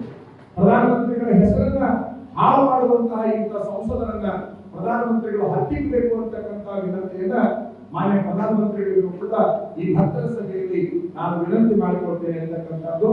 ಮತ್ತು ಅದರ ಜೊತೆಗೆ ಇನ್ನೊಂದೇನು ಅಂತಂದ್ರೆ, ಈಗ ನಮ್ಮಿದು ಪ್ರಾಸ್ತಾವಿಕ ಭಾಷಣ. ಈ ಪ್ರಾಸ್ತಾವಿಕ ಭಾಷಣದಲ್ಲಿ ತಮ್ಮ ಮಾತುಗಳನ್ನ ಕೇಳಲಿಕ್ಕೆ ನಾನು ಬಂದಿದ್ದೇನೆ. ನಾನು ಹೋರಾಟವನ್ನ ಯಾಕೆ ಮಾಡಲಿಕ್ಕೆ ಹತ್ತಿದ್ದೀನಿ ಅಂತಕ್ಕಂಥ ಕೆಲವು ವಿಚಾರಗಳನ್ನ ನಿಮ್ಮ ಮುಂದೆ ನಾನು ಇಟ್ಟಿದ್ದೇನೆ. ನಾನು ಬಹಳ ಸ್ಪಷ್ಟವಾಗಿ ನಿಮಗೆ ಸ್ವಾತಂತ್ರ್ಯವನ್ನು ಕೊಡ್ತೇನೆ. ಇದು ನನ್ನ ಪರವಾಗಿ ಮಾತಾಡಬೇಕು ಅಂತ ನಾನು ನಿಮಗೆ ಕರೆದಿಲ್ಲ. ನನ್ನ ಮನೆ ಸರಿ ಇದ್ರೆ ಸರಿಯನ್ನಿ, ತಪ್ಪಿದ್ರೆ ತಪ್ಪನ್ನಿ. ಯಾರು ಕೂಡ ನನ್ನ ಭಯಕ್ಕೊಳಗಾಗಿ, ನನ್ನ ಮುಲಾಜಿಗೊಳಗಾಗಿ ಸತ್ಯವನ್ನು ಮುಚ್ಚಿಟ್ಟು ನನ್ನ ಪರವಾಗಿ ಮಾತಾಡುವ ಪ್ರಯತ್ನವನ್ನು ಕೂಡ ನಾವು ಮಾಡಬಾರದು ಅಂತಕ್ಕಂತಹ ಒಂದು ವಿಚಾರವನ್ನ ತಮ್ಮೆಲ್ಲರಿಗೂ ಕೂಡ ನಾನು ಕೊಡ್ಲಿಕ್ಕೆ ಇಷ್ಟಪಡ್ತೀನಿ. ನನಗೆ ಸತ್ಯದ ಅರಿವಾಗಬೇಕಾಗಿದೆ, ಹೊರತಾಗಿ ಬೇರೆ ಏನು ಬೇಕಾಗಿಲ್ಲ ಅಂತಕ್ಕಂಥದ್ದನ್ನು ಕೂಡ ತಮ್ಮೆಲ್ಲರ ವಿಶ್ವಾಸಕ್ಕೆ ನಾನು ತೆಗೆದುಕೊಂಡು ಬಂದು, ನೀವು ಹೆಂಗಿರ್ತೀರಿ ಕೆಲವು ಸಾರಿ ಜನಗಳು ಅಂತಂದ್ರೆ, ಒಂದು ಊರಾಗ ಇಂಥವ್ರು ಒಬ್ರು ಇಡೀ ಊರು ಹೇಳ್ತಾರೆ ಮಾಡ್ತಿದ್ರು. ಇಂಥವ್ರು ಅಂದ್ರೆ ನಿಮ್ಗೆ ಅರ್ಥ ಆಗುತ್ತೆ. ಆ ಇಡೀ ಊರಿಗೆ ಸಾಕಾಗಿ ಹೋಗಿತ್ತು ಅವ್ರಿಗೆ ಕಿರಿಕಿರಿ, ಸಾಕಾಗಿತ್ತು. ಒಂದು ಸಾರಿ ಇಡೀ ಊರು ಒಂದಾಗಿತ್ತು. ಇಡೀ ಊರು ಒಂದಾಗಿ ಏನ್ ಮಾಡಿದ್ವು ಅಂತಂದ್ರೆ, ಇಲ್ಲ ನಮ್ಮ ಊರಿಗೆ ಇವರು ಕಂಟಕರಾಗಿದ್ದಾರೆ, ಇವ್ರನ್ನ ತೆಗೆದಾಡಬೇಕು ಅಂತೇಳಿ ತೀರ್ಮಾನ ಮಾಡಿದ್ರು. ಇವ್ರನ್ನ ತೆಗೆದಾಡಬೇಕು ಅಂತ ತೀರ್ಮಾನ ಮಾಡಿದ್ರು. ಇಡೀ ಊರು ಒಂದಾಗಿ ಒಂದು ಕಡೆ ಮೀಟಿಂಗ್ ಸೇರಿ ಬಂದು, ಈಗ ಹ್ಯಾಂಗ ಹೀಗೆ ಎಲ್ಲರೂ ಸೇರಿಕೊಂಡು ಬಂದಾಗ ಅವ್ರನ್ನ ತೆಗೆದುಬಿಡೋದು ಅಂತೇಳಿ ಅವ್ರು ತೀರ್ಮಾನ ಮಾಡಿದ್ರಲ್ಲ, ಆ ಕೂಗು ಅವ್ರ ಹೆಂಡತಿ ಕಿವಿಗಿತ್ತು. ಆ ಊರು ಅವರು ಹೆಂಡತಿ ಕಿವಿಗಿತ್ತು. ಆ ಹೆಣ್ಣು ಗಾಬರಾಗಿಬಿಟ್ಟು, ನಮ್ಮ ಯಜಮಾನ ತೆಗೆದ ಬಿಡ್ತಾರ, ನಮ್ಮ ಯಜಮಾನ ತೆಗೆದ ಬಿಡ್ತಾರ, ಹೆಂಗ್ ಮಾಡೋದು? ಓಡಿ ಹೋಗಿ ನಿಮ್ಮನ್ನು ತೆಗಿಯಾಕ ತೀರ್ಮಾನ ಮಾಡಿ ಊರು ಅಂತ ಹೇಳಿ ಹೇಳ್ಕೊಂಡು, ಇಂಥ ಮಂದಿನ ಬಹಳ ಸರಿ ನೋಡಿ, ಸುಮ್ಮನೆ ನೀವು ಬೆರೆಕೋಬೇಡ ಅಂತ. ಇಡೀ ಊರು ಒಂದಾಗಿ ತೆಗಿಯಾಕ ಬಂದಾಗ ಇನ್ನೇನು ಮಾಡಲ್ಲ ಅಂತ ಹೇಳಿದ್ರೆ ಏನ್ ಮಾಡ್ತೀನಿ ಊರು ಅಂತ ಹೇಳಿ ಅವ್ರಂದ್ರು. ಬಹಳ ಬುದ್ಧಿವಂತರು. ಏನು ಅಂದ್ರೆ, ಅವರೆಲ್ಲ ಮನೆ ಮುಂದೆ ಬಂದು ತೆಗಿಬೇಕು ಅಂತೇಳಿ ಈ ಮನುಷ್ಯ ಅಡಿಗೆ ಮೇಲೆ ಹಾಕಿ ಒಂದು ವಿನಂತಿ ಮಾಡ್ಕೊಂಡ, ನೀವು ನನ್ನನ್ನು ಏನಾದ್ರೂ ತೆಗೀರಿ, ಆದ್ರೆ ನನ್ನ ಕುರು ಹಾಕಿರ್ತಕ್ಕಂಥ ತೆಂಗಿನಲ್ಲಿ ಐತಲ್ಲ ಅದು ಒಂದು ತೆಗಿಬಾರ್ದು ಅಂತ ವಿನಂತಿ ಮಾಡೋರು. ಇವರಂದ್ರು ಮಜಾ ಇರೋದು ಅವರಾಗೆ ಇದ್ದಂತ ಹೇಳ್ಕೊಂಡ್ಬಂದ್ರು. ಏನ್ ತೆಗಿಬೇಕಂತ ಬಂದಿದ್ರು ಅದನ್ನ ತೆಗೀರಿ. ಅವರು ಅವು ಯಾವ್ದನ್ನ ತೆಗಿಬೇಕಂತ ಬೇಡ್ಕೊಂಡಿದ್ರಲ್ಲ ಅದನ್ನ ತೆಗೆದು ಅದನ್ನ ಹಿಡ್ಕೊಂಡು ಮೆರವಣಿಗೆ ಮಾಡ್ಕೊಂಡು ಹೋಗ್ಬಿಟ್ರು. ಸ್ವಲ್ಪ ಮನೆಗಳು ವಿಚಾರ ಮಾಡಿದ್ರ ಏನ್ ಹೇಳ್ತಿದ್ದೀವಿ, ತೆಗಿಯಾಕ ಬಂದಿದ್ದೇನು, ಅವರನ್ನು ತಕೊಂಡು ಹೋಗಿದ್ದೇನು, ಏನು ಒಗಿಬೇಕಾಗಿತ್ತಲ್ಲ ಅದೇ. ಅವ ಒಳಗೆ ಬಂದು ಹೇಳ್ದ, ಸಮಾಧಾನ ಹೆಂಡತಿ ಹೇಳ್ತಾರ, ಸಮಾಧಾನ ಇನ್ನೊಂದು 20 ದಿವಸ ಮುಂದೆ ಮೊದಲು ಹೆಂಗೆ ತಂಗ ಆಗಿದ್ದದು ಆ ಮನುಷ್ಯ ಹೇಳಿದ್ರು. ಆದ್ರೆ ನಮ್ಮ ಹೋರಾಟ ಯಾವುದೋ ಈಗ ತೆಲಿನಲ್ಲಿ ತೆಗಿಬೇಕನ್ನುವಂತದ್ದಲ್ಲ, ಅದರ ಗುರಿ ಅಲ್ಲ. ನಮ್ದು ಯಾವನ್ನ ತೆಗಿಬೇಕಾಗಿದೆ ಅದಕ್ಕೆ ನಾವು ಕಂಕಣ ಭದ್ರಾಗಿ ನಿಲ್ಲುವಂತಹ ಮಾತನ್ನ ಈ ಸಂದರ್ಭದಲ್ಲಿ ನಿಮ್ಮೆಲ್ಲರ ಗಮನಕ್ಕೆ ನಾನು ಸೂಚನೆಯಾಗಿ ಕೊಟ್ಟು ಸ್ವಲ್ಪ ಸಮಾಧಾನ ಈಗ ಹೋಗಿ ಅಲ್ಲಿ ನಾವು ಇವರು ಹೋಗಿದ್ರು, ಅವ್ರ ಅವಕಾಶ ಕೊಟ್ಟಿಲ್ಲ, ಅದರ ಪ್ರಶ್ನೆಗೆ ಮಹತ್ವದಲ್ಲ. ಸದಾಕಾಲ ದೇಶವನ್ನು ಆಳುವ ಪ್ರಧಾನಮಂತ್ರಿಗಳ ಹತ್ರ ಇವರು ಇದ್ದು ನಮ್ಮ ನಾಡಿಗೆ ಏನು ಕೆಲಸ ಮಾಡಿದ್ರು ಪ್ರಶ್ನೆ ಬರ್ತದೆ. ನಮ್ಮ ನಾಡಿಗೆ ಏನು ಕೆಲಸ ಮಾಡಿದ್ರು, ಅಷ್ಟು ದೊಡ್ಡ ಹುದ್ದೆಗೆ ಅಷ್ಟು ದೊಡ್ಡ ಅಧಿಕಾರದಲ್ಲಿರ್ತಕ್ಕಂಥ ಇವರು ಏನೆಲ್ಲ ಮಾಡಿಬಿಡಬಹುದಾಗಿತ್ತು ಅಂತಕ್ಕಂಥದ್ದು ನಮಗೆ ನಾನು ಆಶ್ಚರ್ಯದ ಸುದ್ದಿ ಹೇಳ್ತೀನಿ. ಈ ಭಾರತದಲ್ಲಿ ಯಾವಾಗಲೂ ಬಡವನರು ತಂದೆ ತಾಯಿಗಳು ನಮ್ಮ ಮಗನಿಗೆ ಒಂದು ಹಾಸ್ಟೆಲ್ ಸೀಟ್ ಕೊಡಿಸ್ರಿ, ಒಂದು ಕಾಲೇಜಿನಲ್ಲಿ ಒಂದು ಅಡ್ಮಿಷನ್ ಕೊಡಿಸ್ರಿ ಅಂತ ಸಹಜವಾಗಿ ಸ್ವಾಮಿಗಳ ಹತ್ರ ಬರ್ತಾರೆ. ಸ್ವಾಮಿಗಳ ಹತ್ರ ಯಾಕೆ ಬರ್ತಾರೆ ಅಂದ್ರೆ ರಾಜಕಾರಣಿಗಳು ಅವ್ರಿಗೆ ಸಿಗೋದಿಲ್ಲ ಅಂತ ಸ್ವಾಮಿಗಳ ಹತ್ರ ಬರ್ತಾರೆ. ಎಲ್ಲಾ ಮಂದಿಗಳು ಹೋಗ್ತಾರೆ, ನನ್ನ ಹತ್ರ. ಆ ರೀತಿ ಬಂದಿರತಕ್ಕಂತಹ ಜನಗಳ ನೋವಿಗಾಗಿ ನಾವು ಯಾರಿಗಾದ್ರೂ ಒಬ್ಬರಿಗೆ ಫೋನ್ ಮಾಡಿದ್ರೆ ಅವ್ರು ಏನಂತಾರ ಅಂತಂದ್ರೆ ಸ್ವಾಮೀಜಿ ಅವ್ರನ್ನ ಕಳಿಸ್ಕೊಡ್ರಿ, ನಮ್ಮ ಮನೆಗೆ ಕಳಿಸ್ಕೊಡ್ರಿ, ಆಫೀಸಿಗೆ ಕಳಿಸ್ಕೊಡ್ರಿ ಅಂತ. ಮತ್ತೆ ಇನ್ನೇನ್ ಮಾಡೋದು? ನಿಮ್ಮನ್ನ ಬಾ ಅಂತಾರ, ನಮ್ಮ ಹೆಸರು ಹೇಳಿದ್ರು ಹೋಗಿ ಅಂತಂದ್ರೆ ಅವ್ರಿಗೆ ಭೇಟಿ ಆಗೋದಿಲ್ಲ, ಅವ್ರಿಗೆ ಪತ್ರನೂ ಸಿಗೋದಿಲ್ಲ, ಅವ್ರಿಗೆ ಅಡ್ಮಿಷನ್ ಸಿಗೋದಿಲ್ಲ, ಅವ್ರಿಗೆ ಹಾಸ್ಟೆಲ್ ಸಿಗೋದಿಲ್ಲ, ಅವರಿಗೆ ದವಾಖಾನೆಗಳು ಒಂದು ಏನು ಉಚಿತ ವ್ಯವಸ್ಥೆನೂ ಕೂಡ ಸಿಗೋದಿಲ್ಲ. ಇದು ಎಷ್ಟೋ ಸಾರಿ ನಾನು ಅನುಭವಿಸಿದ್ದೇನೆ. ನಾ ಯಾರು ಕಳಿಸಿಕೊಟ್ಟಿರ್ತೀವಿ ಭಕ್ತರನ್ನ, ಅಲ್ಲಿ ನಿಂತ್ಕೊಂಡು ಅವ್ರು ಫೋನ್ ಮಾಡಕತ್ತಾರ, ಆಚಾರ ಒಳಗೆ ಬಿಡುವಲ್ರಿ, ಆಚಾರ ಹೊರಗೆ ಬರುವಲ್ರಿ, ನಮ್ಮನ್ನೇನು ಭೇಟಿ ಆಗುವಲ್ರಿ, ನಾಳೆ ಬಾ ಅಂತಾರ್ರಿ, ನಾಳೆ ಬಾ ಅಂತಾರ್ರಿ, ಓಡಾಡಿಸಿ ಯಾರನ್ನು ಕೂಡ ಕೆಲಸ ಮಾಡಲ್ಲ ಕಳಿಸ್ಕೊಂಡ. ಅವಾಗ ನನ್ನ ತಲೆಯೊಳಗೆ ಬರೋ ಪ್ರಶ್ನೆ ಅಂದ್ರೆ, ಇವ್ರು ಕೆಲಸ ಮಾಡಲಿಕ್ಕೆ ನಾಯಕರಾಗ್ಯಾರೋ, ಜನರನ್ನ ಬೀದಿ ಒಳಗೆ ನಿಲ್ಲಿಸಿ ಸತಾಯಿಸಿ ಮನೆಗೆ ಕಳಿಸ್ಲಿಕ್ಕೆ ಆಗ್ಯಾರೋ ಅಂತಕ್ಕಂತಹ ಪ್ರಶ್ನೆ ನನ್ನೊಳಗೆ ಉದ್ಭವವಾಗ್ತಾ ಇದೆ ಅಂತಕ್ಕಂಥದ್ದನ್ನ ನಮ್ಮ ಗಮನಕ್ಕೆ ನಾನು ತರಲಿಕ್ಕೆ ಇಷ್ಟಪಡ್ತಾ, ಬಹುಶಃ ಜನಗಳು ಮಾತಾಡೋ ಮಾತು ಅಂತಂದ್ರೆ ಬಾಂಬೆಯಿಂದ ಬೆಂಗಳೂರುವರೆಗೆ ಚತುಷ್ಪಥ ರಸ್ತೆ ಇದ್ರು ಕೂಡ ನಮ್ಮ ಧಾರವಾಡ ಹುಬ್ಬಳ್ಳಿ ಮಾತ್ರ ರಸ್ತೆ ಆಗಲೇ ಇಲ್ಲ ಇವರು ಕಾಲೇಜುಗಳು ಅಂತದನ್ನ ಬಹಳ ಮಂದಿ ಮಾತಾಡ್ತಾರೆ. ವಾರಕ್ಕೊಮ್ಮೆ ನೀರು ಕುಡಿಯಕ್ಕೆ ನಮಗೆ ಆಗುವಂತ ಮಾತನ್ನ ಜನಗಳು ಮಾತಾಡ್ತಾರೆ. ನಾನಾ ತರದ ಆರೋಪಗಳನ್ನು ಸಾರ್ವಜನಿಕರು ಇವರ ವಿಚಾರವಾಗಿ ನಮ್ಮ ಮುಂದೆ ಹಂಚಿಕೊಂಡಿದ್ದಾರೆ ಅಂತಕ್ಕಂಥದ್ದನ್ನು ಕೂಡ ತಮ್ಮ ಗಮನಕ್ಕೆ ನಾನು ತರಲಿಕ್ಕೆ ಇಷ್ಟಪಡ್ತೀನಿ. ನಮ್ಮ ಶರಣರು ಮಾತೈತಿ ಏನು ಅಂತಂದ್ರೆ, ಗಾಳಿ ಬಿಟ್ಟಾಗ ಕೂಡಿ ಬೆಳೆಯಲಿಲ್ಲ. ಇದೊಂದು ಮಾತೈತಿ. ಏನೋ ಒಂದು ರಾಶಿ ಮಾಡ್ಬೇಕಾಗಿತ್ತಪ್ಪ ಅಂದ್ರೆ ಗಾಳಿ ರಾಶಿ ಬರ್ತೈತಿ ಅಂತ ಅನ್ಕೊಳ್ಳೋದ್ರ ಬಗ್ಗೆ ಬಿಟ್ಟಾಗ ಕೂಡ್ಕೋಬೇಕಂತ ಶರಣರು ಹೇಳ್ತಾರೆ. ಬಹುಶಃ ಇವರು ಜೋಶಿ ಅವರು ಪ್ರಧಾನಮಂತ್ರಿಗಳ ಹತ್ರನೇ ಅದಾರ. ನಮ್ಮ ಧಾರವಾಡ ಜಿಲ್ಲೆಗೆ, ಉತ್ತರ ಕರ್ನಾಟಕಕ್ಕೆ ಏನೇನು ಅವಶ್ಯಕತೆ ಇದೆ ಅದನ್ನೆಲ್ಲ ತಂದು ಹಾಕ್ತಾರಂತ ನಾವು ಕಾದ್ವಿ. ಇವರು ತಿಂದು ಹಾಕಿದ್ರೆ ಹೊರತಾಗಿ ಏನೋ ಈ ನಾಡಿಗೆ ತಂದು ಹಾಕಿಲ್ಲ ಅಂತಕ್ಕಂಥದ್ದನ್ನ ಬಹಳ ಸ್ಪಷ್ಟವಾಗಿ ಈ ಸಂದರ್ಭದಲ್ಲಿ ನಮ್ಮೆಲ್ಲರ ಗಮನಕ್ಕೆ ನಾನು ತರಲಿಕ್ಕೆ ಇಷ್ಟಪಡ್ತೀನಿ ಅಂತಕ್ಕಂಥದ್ದು. ಒಟ್ಟಾರೆ ನಮ್ಮ ನಾಡಿನ ಹಿತವನ್ನ ಕಾಪಾಡಿಲ್ಲ ಇವರು, ತಮ್ಮ ಹಿತವನ್ನು ತಾವು ನೋಡಿಕೊಂಡು ಅಂತಕ್ಕಂಥದ್ದು. ಹಿಂಬಾಲಕರು ಹೇಗಿದ್ದಾರೆ, ಅವರು ಹಿಂಬಾಲಕರು ಅಂತಂದ್ರೆ ಅವರಿಗೆ ನಾಡಿನ ಹಿತ ಬೇಕಾಗಿಲ್ಲ, ಜೋಶಿಯವರ ಹಿತ ಬೇಕಾಗಿದೆ. ಜೋಶಿಯವರ ಹಿತಕ್ಕೆ ಬಹಳ ಜನ ನಿಂತರೆ ಹೊರತಾಗಿ ಈ ನಾಡಿನ ಹಿತಕ್ಕೆ ಯಾವಾಗ ನಿಂತಿರಲಿಲ್ಲ ಅಂತಕ್ಕಂಥದ್ದು ಅವರು ಕೂಡ ನನ್ನ ಹತ್ತಿರದನ್ನ ಈ ಹೋರಾಟದ ಮೂಲಕ ಸಾರ್ವಜನಿಕರಿಗೆ ಮುಟ್ಟಿಸುವ ಪ್ರಯತ್ನವನ್ನ ನಾನು ಮಾಡ್ತಾ ಇದ್ದೇನೆ ಅಂತಕ್ಕಂಥದ್ದನ್ನು ಕೂಡ ತಾವು ಗೊತ್ತಿರಬೇಕು ಅಂತಕ್ಕಂಥದ್ದು. ಬಹಳ ಜನ ಒಂದು ಪ್ರಶ್ನೆ ಇಟ್ಟಿದ್ದಾರೆ, ತಾವು ಕೂಡ ನೋಡಬೇಕು. ಈ ಸ್ವಾಮಿಗಳಿಗೆಲ್ಲ ಇದು ಯಾಕಬೇಕು ಈ ಪ್ರಶ್ನೆ, ಕಾಲಿದಾರಿಗಳು ಇಂತಹ ಕೆಲಸಕ್ಕೆ ಬರಬಾರದು ಅನ್ನುವಂತಹ ಮಾತನ್ನ ನಾನು ನೋಡ್ತಾ ಇದ್ದೀನಿ.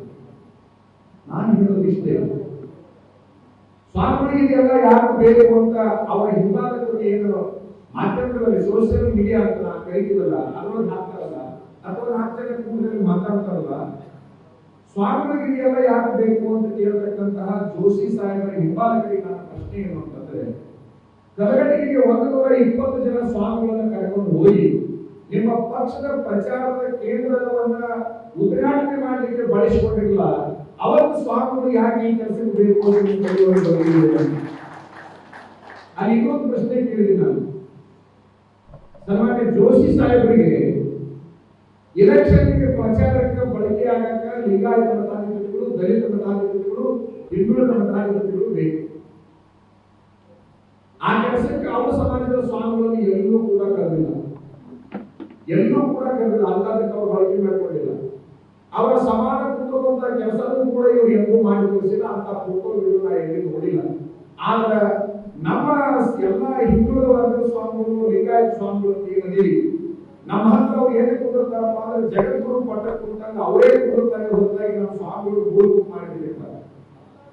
ಯಾಕೆ ಸ್ವಾಮಿಗಳು ಇದಕ್ಕೆ ಬಳಕೆ ಆಗ್ತದೆ ಹೋರಾಟಕ್ಕೆ ನಿಂತುಕೊಂಡು ಅಂತಂದ್ರೆ, ನಮ್ಮ ಸ್ವಾಮಿಗಳನ್ನು ನೀವು ದುರುಪಯೋಗ ಮಾಡಿಕೊಳ್ತಾ ಇದ್ದೀರಿ ಅನ್ನುವಂತ ಹೋರಾಟಕ್ಕೆ ಸ್ವಾಮಿಗಳ ಪರವಾಗಿ ಬಂದು ನಿಂತಿದ್ದೇನೆ. ಸಮಾಜಕ್ಕೆ ಗಮನಕ್ಕೆ ನಾನು ತರೋದು ಇಷ್ಟೇ, ನಾಡಿನ ಗಮನಕ್ಕೆ ನಾನು ತರೋದು ಇಷ್ಟೇ. ಏನು ಅಂತಂದ್ರೆ, ಈ ಒಂದು ನಾಡಿನೊಳಗೆ ಯಾವ ರಾಜಕಾರಣಿಗಳನ್ನ ತಪ್ಪನ್ನ ಕೈ ಹಿಡಿದು ಕೇಳುವಷ್ಟರ ಮಟ್ಟಿಗೆ ಸ್ವಾತಂತ್ರ್ಯವನ್ನು ಉಳಿಸಿಕೊಂಡಿಲ್ವೋ, ತಾಕತ್ತನ್ನು ಉಳಿಸಿಕೊಂಡಿಲ್ವೋ, ಅವಾಗ ಆ ಕೆಲಸವನ್ನ ಮಠಾಧಿಪತಿಗಳೇ ಮಾಡಬೇಕೇ ಹೊರತಾಗಿ ಬೇರೆ ಯಾರು ಮಾಡಬಾರದು. ಯಾಕಂದ್ರೆ ಮಠಾಧಿಪತಿಗಳಿಗೆ ಹಿಂದಿರುವುದಿಲ್ಲ, ಮುಂದಿರುವುದಿಲ್ಲ, ಗಂಡ ಇರುವುದಿಲ್ಲ, ಹೆಣ್ಣಿರುವುದಿಲ್ಲ, ಮಕ್ಕಳು ಇರುವುದಿಲ್ಲ, ಅವ್ರು ಇರುವುದಿಲ್ಲ, ಅಪ್ಪ ಇರುವುದಿಲ್ಲ, ತಮ್ಮ ಇರುವುದಿಲ್ಲ, ತಂಗಿ ಇರುವುದಿಲ್ಲ. ನಿಮ್ಮ ಹೊಲ, ನಿಮ್ಮ ಮನಿ, ಬಂಧು ಬಳಗ ಎಲ್ಲ ಇರ್ತೈತಿ. ನಮಗೆ ಏನ್ ಮಾಡಿ ಹೋಗು ಮಾಡಿದ್ರೆ ನಾವು ಏನು ಹೋಗ್ಬೇಕು ಅನ್ನೋ ಸಂಕಟಕ್ಕೆ ನೀವೇನ್ ಮಾಡ್ತೀರಪ್ಪ ಅಂತಂದ್ರೆ ಸುಮ್ಮನ ದುಃಖವನ್ನ ಅನುಭವಿಸಿಕೊಂಡಿರ್ತೀರಿ. ಆಗ ನನಗೆ ಮಾತ್ರ ನಾ ಬಟಾಬೈಲ್ ಮಠಾಗಿದ್ರು ಅಷ್ಟೇ, ಬಯಲು ಹೇಳಿದ್ರು ಅಷ್ಟೇ, ಸತ್ಯಕ್ಕಾಗಿ ಹೋರಾಟ ಮಾಡಬೇಕು ಅಂತ ಈ ವಿಚಾರವನ್ನು ಈಗ ನಾನು ಕೈ ಹಿಡಿದುಕೊಂಡಿದ್ದೇನೆ.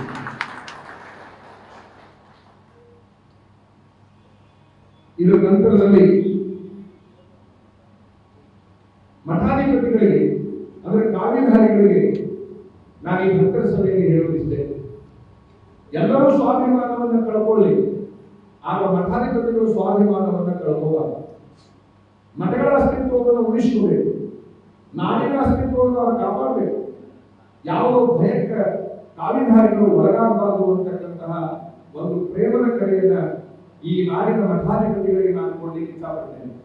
ಕಾವ್ಯಧಾರಿಗಳೇನಾದರೂ ಪ್ರಭಾವಕ್ಕೆ, ಒತ್ತಡಕ್ಕೆ, ಆಮಿಷಗಳಿಗೆ ಒಳಗಾಗಿಬಿಟ್ರೆ ಧರ್ಮ, ನ್ಯಾಯ, ನೀತಿ, ಸಂಸ್ಕೃತಿ ಎಲ್ಲವೂ ಸತ್ತು ಹೋಗ್ತಾರೆ ಅಂತಕ್ಕಂತಹ ವಿಚಾರವನ್ನ ಈ ಸಂದರ್ಭದಲ್ಲಿ ನಾಡಿನ ಮಠಾಧಿಪತಿಗಳ ಗಮನಕ್ಕೆ ನಾನು ತರಲಿಕ್ಕೆ ಇಷ್ಟಪಡ್ತೇನೆ ಅಂತಕ್ಕಂಥದ್ದು.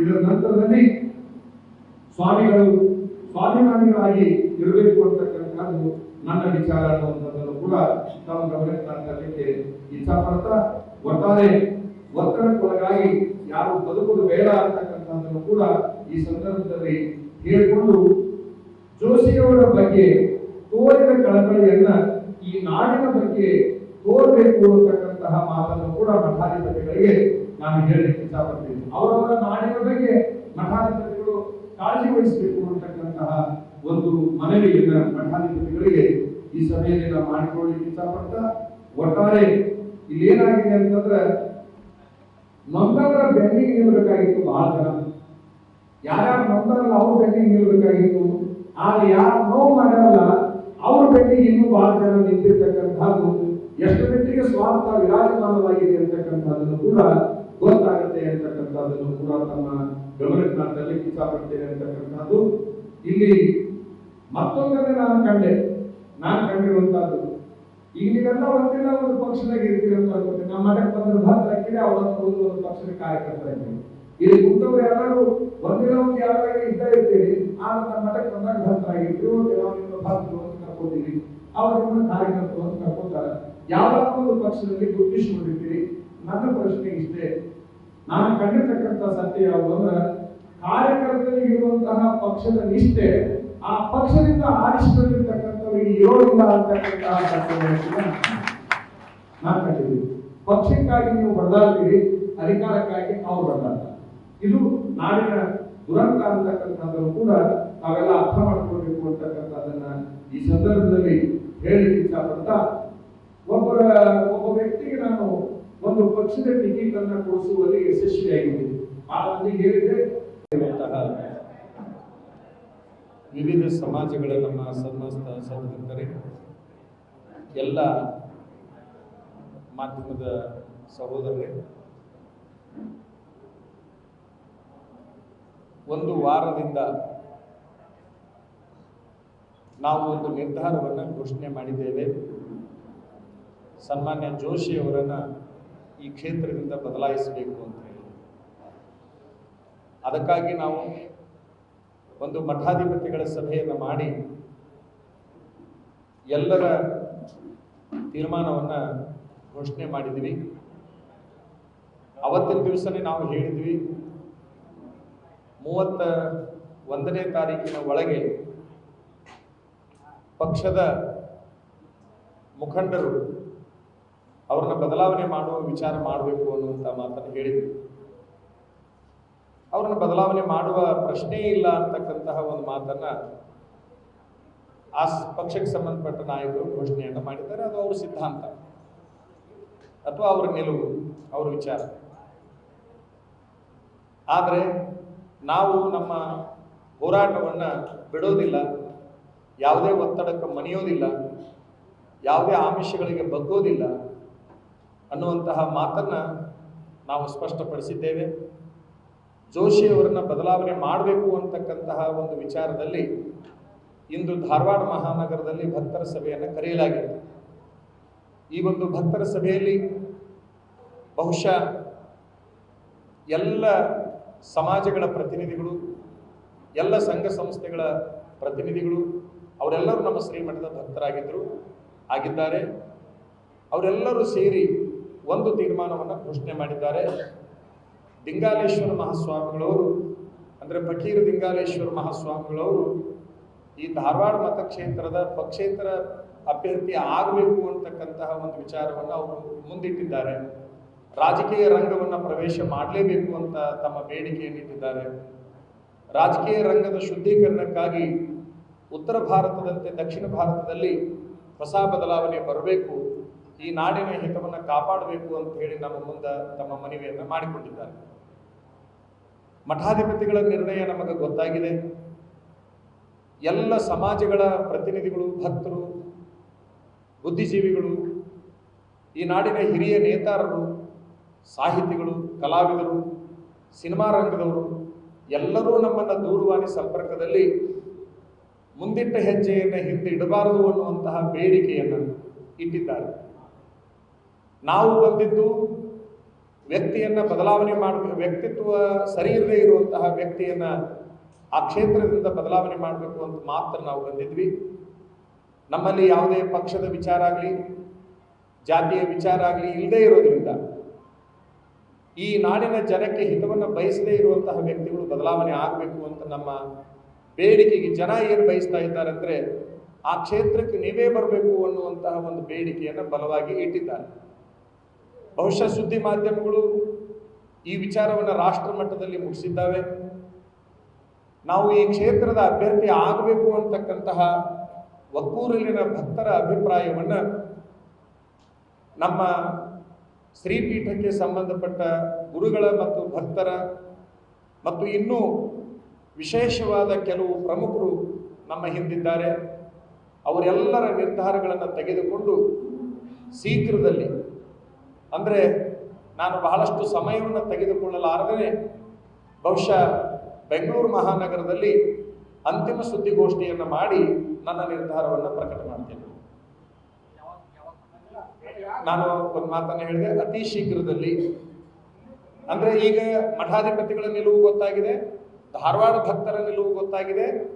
ಈಗ ನನಗೆ ಬೇಕಾಗಿರುವಂತಹ ಮಾಹಿತಿ ನನ್ನ ಮೇಲೆ ಗುರುಗಳು ಇರೋದ್ರಿಂದ ನಾನು ನಿರ್ಧಾರವನ್ನು ತೆಗೆದುಕೋಬೇಕಾದ್ರೆ ನೀವು ತಂದೆ ತಾಯಿಗಳಿಗೆ ನಿಮ್ಮ ನಿರ್ಧಾರವನ್ನು ತಿಳಿಸಿದ ಹಾಗೆ, ಅಭಿಪ್ರಾಯವನ್ನು ತಿಳಿಸಿದ ಹಾಗೆ ನನ್ನ ಗುರುಗಳ ಮುಂದೆ ನನ್ನ ಅಭಿಪ್ರಾಯವನ್ನು ನೀಡಬೇಕಾಗಿದೆ. ಜೊತೆಗೆ ನನ್ನ ಮಠದ ಭಕ್ತರು ಅಂತಿದ್ದಾರೆ, ಅವರ ಮುಂದೆ ನನ್ನ ಅಭಿಪ್ರಾಯವನ್ನು ನೀಡಬೇಕಾಗಿದೆ. ಅವರು ಏನನ್ನ ನಿಲುವು ತೆಗೆದುಕೊಳ್ತಾರೆ ಅನ್ನೋದು ಬಹಳಷ್ಟು ಪ್ರಮುಖವಾಗಿರ್ತದೆ. ಅದರ ನಂತರದಲ್ಲಿ ನಾನು ತಮಗೆ ಹೇಳಿದೆ, ಈಗಾಗಲೇ ಹುಬ್ಬಳ್ಳಿಯಲ್ಲಿ ಸುದ್ದಿಗೋಷ್ಠಿ ಮಾಡಿದ್ದೇನೆ, ಧಾರವಾಡದಲ್ಲಿ ಸುದ್ದಿಗೋಷ್ಠಿ ಮಾಡಿದ್ದೇನೆ. ಅಂತಿಮ ಸುದ್ದಿಗೋಷ್ಠಿಯನ್ನು ಬೆಂಗಳೂರು ಮಹಾನಗರದಲ್ಲಿ ಕರೆದು ಶೀಘ್ರದೊಳಗೆ, ಅಂದರೆ ದಿನಾಂಕವನ್ನು ನಾನು ಹೇಳಲಿಕ್ಕೆ ಬಹುಶಃ ಕಷ್ಟ ಆದೀತು. ಆ ದಿನಾಂಕಕ್ಕಾಗಿ ತಾವು ಕಾಯಬೇಕು. ಅತಿ ಶೀಘ್ರದೊಳಗೆ ನಮ್ಮ ನಿರ್ಧಾರವನ್ನು ಬದಲಾವಣೆ ಮಾಡ್ತೇವೆ. ಒಂದು ಸತ್ಯ, ಯಾವುದೇ ಪರಿಸ್ಥಿತಿಯಲ್ಲಿ ಈ ಮತಕ್ಷೇತ್ರದಿಂದ ಜೋಶಿಯವರನ್ನು ಪರಾಭವಗೊಳಿಸುವುದರಲ್ಲಿ ನಮ್ಮ ಹೋರಾಟ ಅಚಲವಾಗಿರುತ್ತದೆ. ಯಾವುದೇ ಆಮಿಷಗಳಿಗೆ ನಾವು ಬಗ್ಗೋದಿಲ್ಲ. ಇನ್ನೊಂದು ಸ್ಪಷ್ಟವಾದ ಘೋಷಣೆಯನ್ನು ಮಾಡ್ತೇವೆ. ಇಡೀ ಕನ್ನಡ ನಾಡಿನ ಜನ ಒಂದನ್ನು ತಿಳ್ಕೋಬೇಕು, ಮಠಾಧಿಪತಿಗಳು ಯಾವಾಗ ಬೆಂಡ್ ಆಗ್ತಾರೋ ಗೊತ್ತಿಲ್ಲ ಅಂತಕ್ಕಂತಹ ಮಾತನ್ನ ಆಡ್ತಾ ಇದ್ದಾರಂತೆ. ಕೊನೆಯದಾಗಿ ಇದರ ಮುಂದೆ ನಾನು ಮತ್ತೆ ಈ ಮಾತನ್ನು ಹೇಳೋದಿಲ್ಲ. ಯಾವ ಕಾಲಕ್ಕೂ ಈ ಹೋರಾಟದಿಂದ ಹಿಂದಕ್ಕೆ ಸರಿಯೋದಿಲ್ಲ ಅಂತಕ್ಕಂತಹ ಒಂದು ಕೊನೆ ನಿರ್ಧಾರವನ್ನು ಹೇಳಿ ಇವತ್ತಿನ ಸುದ್ದಿಗೋಷ್ಠಿಗೆ ವಿರಾಮವನ್ನು ಹಾಕ್ತೇವೆ. ಈಗಾಗಲೇ ರಾಜ್ಯದ ಮಠಾಧಿಪತಿಗಳು ತಮ್ಮ ಅಭಿಪ್ರಾಯವನ್ನು ಕೊಟ್ಟಿದ್ದಾರೆ. ಧಾರವಾಡ ಜಿಲ್ಲೆಯ ಭಕ್ತರು ಕೂಡ ತಮ್ಮ ಅಭಿಪ್ರಾಯವನ್ನು ಕೊಟ್ಟಿದ್ದಾರೆ. ವಿಶೇಷವಾಗಿ ನಮ್ಮ ಮಠದ ಭಕ್ತರ ಅಭಿಪ್ರಾಯವನ್ನು, ಗುರುಗಳ ಅಭಿಪ್ರಾಯವನ್ನು ನಾವು ಕೇಳಬೇಕಾಗಿದೆ.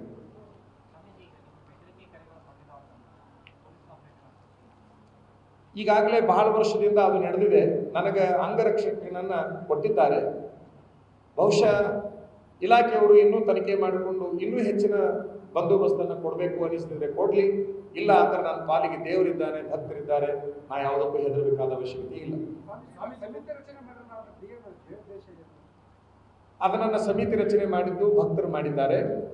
ಅವರು ಧಾರವಾಡ ಜಿಲ್ಲಾ ಮತಕ್ಷೇತ್ರದ ಹಿತರಕ್ಷಣಾ ಸಮಿತಿ ಅಂತೇಳಿ ಘೋಷಣೆ ಮಾಡಿದ್ದಾರೆ.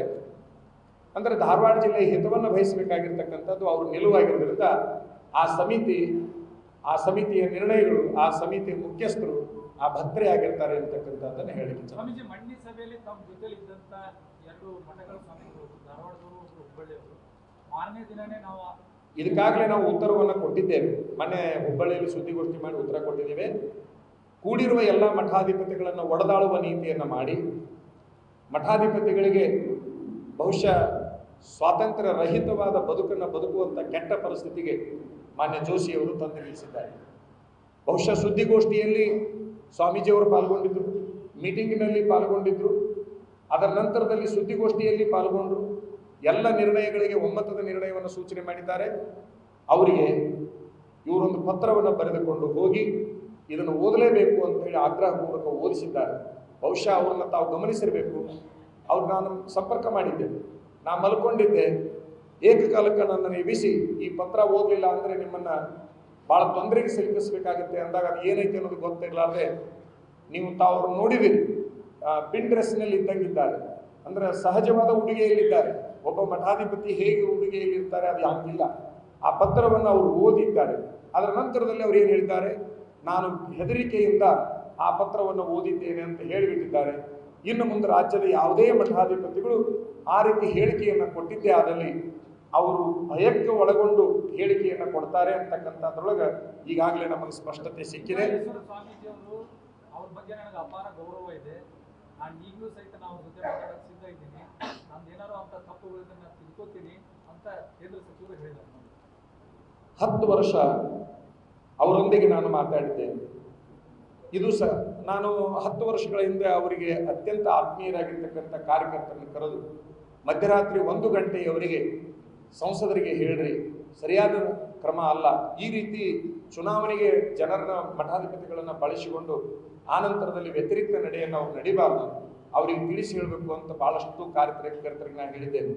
ಉದಾಹರಣೆಗಾಗಿ ಮಾಜಿ ಮೇಲ್ಮನೆ ಸದಸ್ಯರಾಗಿರ್ತಕ್ಕಂಥ ಮಟ್ಟದಲ್ಲಿರುವುದರಿಂದ ನಾನು ಜಾತಿ ಮತ್ತು ಪಕ್ಷವನ್ನ ಎಲ್ಲೂ ಕೂಡ ತಲೆಯಲ್ಲಿ ಇಟ್ಟುಕೊಂಡಿಲ್ಲ ಅನ್ನೋದನ್ನ ನಮ್ಮ ಗಮನಕ್ಕೆ ನಾನು ತರಲಿಕ್ಕೆ ಇಷ್ಟಪಡ್ತೇನೆ. ಯಾಕಂತಂದ್ರೆ ಆ ಪಕ್ಷದವರು ಹಚ್ಚಿರಬೇಕು, ಈ ಪಕ್ಷದವರು ಹಚ್ಚಿರಬೇಕು ಸ್ವಾಮಿಗಳು ಹೋರಾಟಕ್ಕೆ ಅಂತ ಹೇಳಿ ಒಂದಿಷ್ಟು ಸಾಮಾಜಿಕ ಜಾಲತಾಣಗಳಲ್ಲಿ ಹರಿಯುತ್ತಿರುವುದರಿಂದ ಈ ಮಾತನ್ನ ಹೇಳ್ತೇನೆ. ಜಾತಿ ಪರವಾದ ಪಕ್ಷದ ಪರವಾದ ಹೋರಾಟ ನಮ್ದಲ್ಲ, ಒಬ್ಬ ವ್ಯಕ್ತಿಯ ನಡೆಯ ವಿರುದ್ಧ ನಮ್ಮ ಹೋರಾಟ ಇದೆ ಅಂತಕ್ಕಂಥದ್ದನ್ನ ಬಹಳ ಸ್ಪಷ್ಟವಾಗಿ ಹೇಳಲಿಕ್ಕೆ ಇಷ್ಟಪಡ್ತೇನೆ ಅಂತಕ್ಕಂಥದ್ದು. ಜೋಶಿ ಅವರನ್ನ ನಾವು ಕೂಡ ಬಹಳ ಪ್ರೀತಿ ಮಾಡಿದ್ದೀವಿ, ತಿಳುವಳಿಕೆ ಕೂಡ ಪ್ರೀತಿ ಮಾಡಿದ್ದೀವಿ ಅಂತ ನಮ್ಗೆ ಈಗ ಅನಿಸಿದೆ. ನಾವು ಕೆಲವು ಸಾರಿ ಹಂಗೆ ಮಾಡಿಬಿಡ್ತೀವಿ. ವ್ಯಕ್ತಿತ್ವ ನಮಗೆ ಗೊತ್ತಿರೋದಕ್ಕೆ ನಾವು ಸಹಜವಾಗಿ ಪ್ರೀತಿ ಮಾಡಿಬಿಡ್ತೀವಿ. ನಾವು ಕೂಡ ಈ ನಾಡಿನ ಜನ ಅವರನ್ನು ಪ್ರೀತಿ ಮಾಡಿದ ಹಾಗೆ ನಾವು ಕೂಡ ಪ್ರೀತಿ ಮಾಡಿದ್ವಿ. ಆ ಪ್ರೀತಿ ಮಾಡಿದ ನಂತರದಲ್ಲಿ ಬಹಳಷ್ಟು ತಿಳುವಳಿಕೆಯನ್ನು ನಾವು ಹೇಳಿದ್ವಿ. ಆದರೆ ಯಾವ ತಿಳುವಳಿಕೆಗಳು ಕೂಡ ಕಾರ್ಯಕರ್ತರ ಮೂಲಕ ಹೇಳಿಸಿದಾಗ, ಅವರಿಗೂ ಕೂಡ ಸೂಚನೆಯನ್ನು ನೇರವಾಗಿ ಕೊಟ್ಟಾಗ, ಆ ವಿಚಾರಗಳಿಗೆ ಬೆಲೆ ಸಿಗದೇ ಇದ್ದಾಗ ನಾವು ನಮ್ಮ ಹೋರಾಟವನ್ನ ಘೋಷಣೆ ಮಾಡಿದ್ದೇವೆ ಅಂತಕ್ಕಂಥದ್ದನ್ನು ಕೂಡ ತಮ್ಮ ಗಮನಕ್ಕೆ ನಾನು ತರಲಿಕ್ಕೆ ಇಚ್ಛಾಪಡ್ತೇನೆ ಅಂತಕ್ಕಂಥದ್ದನ್ನು ಹೇಳ್ತಾ, ಇನ್ನೊಂದು ಅಂತಂದ್ರೆ ಏನಾಯಿತು, ಧಾರವಾಡ ಜಿಲ್ಲೆಯಲ್ಲಿ 20 ವರ್ಷ ಅಂತಂದ್ರೆ ಜೋಶಿ ಅವರನ್ನ ಸಮಾಜಗಳು ಗೆಲ್ಲಿಸಿದ್ರು. ಆದ್ರೆ ಸೋತಿದ್ದೆ ಅಂದ್ರ ಯಾರು ಗೆಲ್ಲಿಸಿದ್ರಲ್ಲ ಅವ್ರು ಸೋತರು, ಯಾರು ಗೆದ್ದಲ್ಲ ಒಬ್ಬರೇ ಗೆದ್ದರು ಅಂತಕ್ಕಂಥದ್ದು ನನ್ನ ಭಾವನೆಯಾಗಿದೆ. ಇದು ಆಗಬಾರದು ಅಂತಕ್ಕಂಥದ್ದು ನನ್ನ ಸ್ಪಷ್ಟವಾದ ನಿಲುವಾಗಿತ್ತು ಅಂತಕ್ಕಂಥದ್ದನ್ನ ಈ ಸಂದರ್ಭದಲ್ಲಿ ಹೇಳ್ತಾ, ಇಂತಹ ಒಂದು ಹೋರಾಟಕ್ಕೆ ನನಗೆ ಸ್ಫೂರ್ತಿ ಯಾರು ಅಂತಂದ್ರೆ ಮೊದಲನೇದಾಗಿ ಬಸವಣ್ಣನವರು ಅಂತಕ್ಕಂಥದ್ದನ್ನ ಈ ಸಂದರ್ಭದಲ್ಲಿ ತಮ್ಮೆಲ್ಲರ ಗಮನಕ್ಕೆ ನಾನು ತರಲಿಕ್ಕೆ ಇಚ್ಛಾಪಡ್ತೇನೆ ಅಂತಕ್ಕಂಥದ್ದು. ತಮಗೊಂದು ಹೇಳೋದು ಅಂತಂದ್ರೆ, ಯಾಕೆ ಒಂದು ಕುರಿತು ನಾವು ಹೋರಾಟಕ್ಕೆ ಬಂದ್ವಿ, ಕೇಂದ್ರ ಸಚಿವರ ವಿರುದ್ಧ ಅಷ್ಟು ದೊಡ್ಡ ಮಟ್ಟಕ್ಕೆ ಬೆಳೆದಿರ್ತಕ್ಕಂಥವರ ವಿರುದ್ಧ ನಾವು ಯಾಕೆ ಹೋರಾಟಕ್ಕೆ ಬಂದ್ವಿ ಅಂದ್ರೆ, ಉದಾಹರಣೆಗಾಗಿ ನಮ್ಮ ಭಾಗಕ್ಕೆ 3 ಜನ ಲಿಂಗಾಯತರನ್ನ ಇವರು ಇನ್ನ ಎಂಪಿ ಮಾಡ್ತೀನಿ, ಈಗ ಟಿಕೆಟ್ ಕೊಡ್ತೀನಿ ಹೋಗಂತ ಹೇಳಿ ನಾ ಹೆಸರು ಹೇಳಲಿಕ್ಕೆ ಇಷ್ಟಪಡ್ತೇನೆ. ಅದು ಸರಿಯೋ ತಪ್ಪು ಅದು ಸಮಾಜಕ್ಕೆ ಬಿಟ್ಟಿದ್ದು. ಡಾಕ್ಟರ್ ನಾಲ್ವಾಡ್ ಅಂತೇಳಿ ಪ್ರಸಿದ್ಧ ವೈದ್ಯರು, ಅವರು ಬೇರೆ ಒಂದು ಪಕ್ಷದಲ್ಲಿ 2 ಸರಿ ಪರಾಭವಗೊಂಡಿದ್ರು. ಅವರಿಗೆ ಆಮಿಷವನ್ನು ತೋರಿಸಿ ನನ್ನ ಹತ್ರ ಬಂದಲ್ಲಿ ಶಾಸಕ ಆಗುತ್ತಿದೆ ಅಂತ ಒಂದು ಮಾತನ್ನ ಹೇಳಿ ಇದೇ ಕೇಂದ್ರ ಸಚಿವರು ಒಬ್ಬ ಪ್ರಸಿದ್ಧ ವೈದ್ಯರನ್ನ ತಮ್ಮ ತಾವ ತೆಗೆದುಕೊಳ್ತಾರೆ, ತಮ್ಮ ಚುನಾವಣೆಗೆ ಅವರನ್ನು ಬಳಸಿಕೊಳ್ತಾರೆ. ಅದರ ನಂತರದಲ್ಲಿ ಅವ್ರಿಗೆ ಆಮಿಷ ತೋರಿಸ್ತಾರೆ, ನಿನ್ನನ್ನ ಧಾರವಾಡ ಜಿಲ್ಲಾ ಎಂಪಿ ಮಾಡ್ತೀನಿ, ನೀವು ಪ್ರಚಾರ ಮಾಡುವುದು. ಅವರು ಕೋಟಿಗಟ್ಟಲೆ ಹಣವನ್ನ ಅಲ್ಲಿ ವರ್ಷುದ್ದಕ್ಕೂ ಪ್ರಚಾರ ಮಾಡಿ ಕಳ್ಕೊಳ್ತಾರೆ. ನಾನು ಅವ್ರಿಗೆ ಬಹಳ ಸ್ಪಷ್ಟವಾಗಿ ಹೇಳಿದ್ದೆ, ಡಾಕ್ಟ್ರೆ ನಿಮ್ಗೆ ಯಾರು ಕಳಿಸ್ಯಾರ, ಕೇಂದ್ರ ಸಚಿವರು ಕಳಿಸಿದ್ದಾರೆ, ಜೋಶಿ ಅವರು ನಿಮ್ಗೆ ಮೋಸ ಮಾಡ್ತಾರೆ, ಅವರನ್ನ ನಂಬಬೇಡ್ರಿ ಅಂತ ನಾನು ತಿಳಿಸಿ ಹೇಳಿದ್ದೆ. ಆದ್ರೆ ಅವ್ರು ನಾನು ನಂಬಲಿಲ್ಲ, ಅವರು ನಂಬಿದ್ರು. ಮುಂದೆ ನೀವು ಹೇಳಕ ಆತ್ಮಹತ್ಯೆ ಅಂತ ಹೇಳಿದ್ರು. ನೀವು ಯಾವ ಮೊದಲು ತಿಳ್ಕೊಳ್ಳೋ ಬಂದಲ್ಲ ಭಾರತದವರು, ದುಃಖ ಅನುಭವಿಸಿದ ತಿಳ್ಕೊಳ್ಳೋರು ನಿಮ್ಮ ಮನೆ ಗೊತ್ತಾಗಲ್ಲ, ಏನು ಮಾಡೋಕ್ಕಾಗಲ್ಲ ಅಂತ. ಇನ್ನೊಬ್ಬ ಅಂಗಡಿಯವರು ಬಂದಿದ್ರು, ಅವರು ಅದೇ ಹೇಳಿದ್ರು. ಕಾಂತೇಶ್ ಅಂತ ಹೇಳಿ ಒಬ್ರು ಬಂದಿದ್ರು. ಆ ಕಾಂತೇಶ್ ಅವರಿಗೂ ಕೂಡ ನಾನು ಹೇಳಿದೆ, ನಿಮ್ಗೆ ಯಾರು ಕಳಿಸಾರ, ನಮ್ಮನ್ನ ಹಿಂಗ ನಾಯಕರೆಲ್ಲರೂ ಕೂಡಿ ಕಳಿಸಿದ್ದಾರೆ, ನಮ್ಮ ಹಿಂದೆ ಜೋಶಿಯವರು ಇದ್ದಾರೆ ಅಂತ ಒಂದು ಮಾತನ್ನು ಅವ್ರು ಹೇಳಿದ್ರು. ನಾನು ಅವ್ರ ತಂದೆಯವರಿಗೆ ಬಹಳ ಆತ್ಮೀಯನಾಗಿರೋದ್ರಿಂದ, ಈಶ್ವರಪ್ಪನವರಿಗೆ ನಾನು ಆತ್ಮೀಯನಾಗಿದ್ದರಿಂದ, ನೀನು ಇದರೊಳಗೆ ನಂಬಿಕೆ ಇರುವಂತಮ್ಮ, ನೀನು ಮೋಸ ಮಾಡ್ತಾರ ಅಂತ ನಾನು ಅದನ್ನು ಕೂಡ ಹೇಳಿದ್ದೆ. ನಮ್ಮ ಮೋಸ ಆಗೋದ್ರ ಸ್ವಾಮೀಜಿ ಮಾತು ಕೊಟ್ಟಿದ್ದಾರೆ ಅಂತ ಒಂದು ಮಾತನ್ನು ಹೇಳಿದ್ರು. ಅದರ ನಂತರದಲ್ಲಿ ಹಿರಿಯರಾಗಿರ್ತಕ್ಕಂಥ ಈಶ್ವರಪ್ಪನವರು ಮಾಧ್ಯಮದಲ್ಲಿ ನಾನು ಗಮನಿಸಿದ್ದನ್ನು ಹೇಳ್ತೇನೆ. ಇವರು ಹುಬ್ಬಳ್ಳಿ ಮನೆಗೆ ಬಂದು ಇವರು ಕಾಲಿಗೆ ಬಿದ್ದು ಮಗನ ಸಲುವಾಗಿ, ಇವರು ಕಾಲಿಗೆ ಬಿದ್ದರೂ ಕೂಡ, ಇವರಿಗೆ ಕೈ ಮುಗಿದ್ರು ಕೂಡ ಇವರು ಸತ್ಯವನ್ನು ಹೇಳಿಲ್ಲ. ಆಗ ಅವರಿಗೂ ಕೂಡ ಮೋಸವನ್ನ ಮಾಡಿದ್ರು. ಯಾವ ರೀತಿ ಆಟ ಆಡ್ತಾರಂದ್ರೆ ನಮಗೆ ಗೊತ್ತಿರಲಿ, ಅವರನ್ನ ನಂಬಿಸಿ ಮುಂದುವರಿಸಿ ಅವರಿಗೆ ಮೋಸ ಮಾಡಿ ಆ ಮೋಸದ ಪಟ್ಟವನ್ನ ಬೇರೆಯವರಿಗೆ ಕಟ್ಟುವ ಕೆಲಸವನ್ನ ಇವರು ಮಾಡ್ತಾರೆ ಅನ್ನೋದ್ರೊಳಗ ಎರಡು ಮಾತೇ ಇಲ್ಲ ಅಂತ ಗೊತ್ತಿದೆ. ಈಶ್ವರಪ್ಪನವ್ರನ್ನ ಅವರ ಮಗಳನ್ನ ಕುಂದಿರಿಸಿಕೊಂಡು ನಾನು ಲಿಖಿತವಾಗಿ ಬರೆದು ಕೊಡ್ತೇನೆ, ನಿಮಗೆ ಮೋಸ ಮಾಡ್ತಾರೆ ಅಂತ ಹೇಳಿ ಲಿಖಿತವಾಗಿ ಬರೆದು ಕೊಡ್ತೇನೆ ಅಂದ್ರೆ, ಇಲ್ಲ ಸ್ವಾಮೀಜಿ ನನ್ನನ್ನು ನಂಬ್ರಿ, ನಾನು ಸುಮ್ಮನೆ ನಂಬೋದಿಲ್ಲ, ನನಗೆ ಮಾತು ಕೊಟ್ಟಿದ್ದಾರೆ, ನನಗೆಲ್ಲ ನಾಯಕರು ನನ್ನ ಜೊತೆಗಿದ್ದಾರೆ ಅನ್ನುವಂತ ಮಾತನ್ನು ಹೇಳಿದಾಗ ಆಗಲಿ ನಿಮ್ಮ ಮನೆ ಬರ ಅಂತ ನಾನು ಇಷ್ಟೇ ಹೇಳಿದೆ, ಬೇರೆ ಏನು ಹೇಳಕ್ಕಾಗಲಿಲ್ಲ.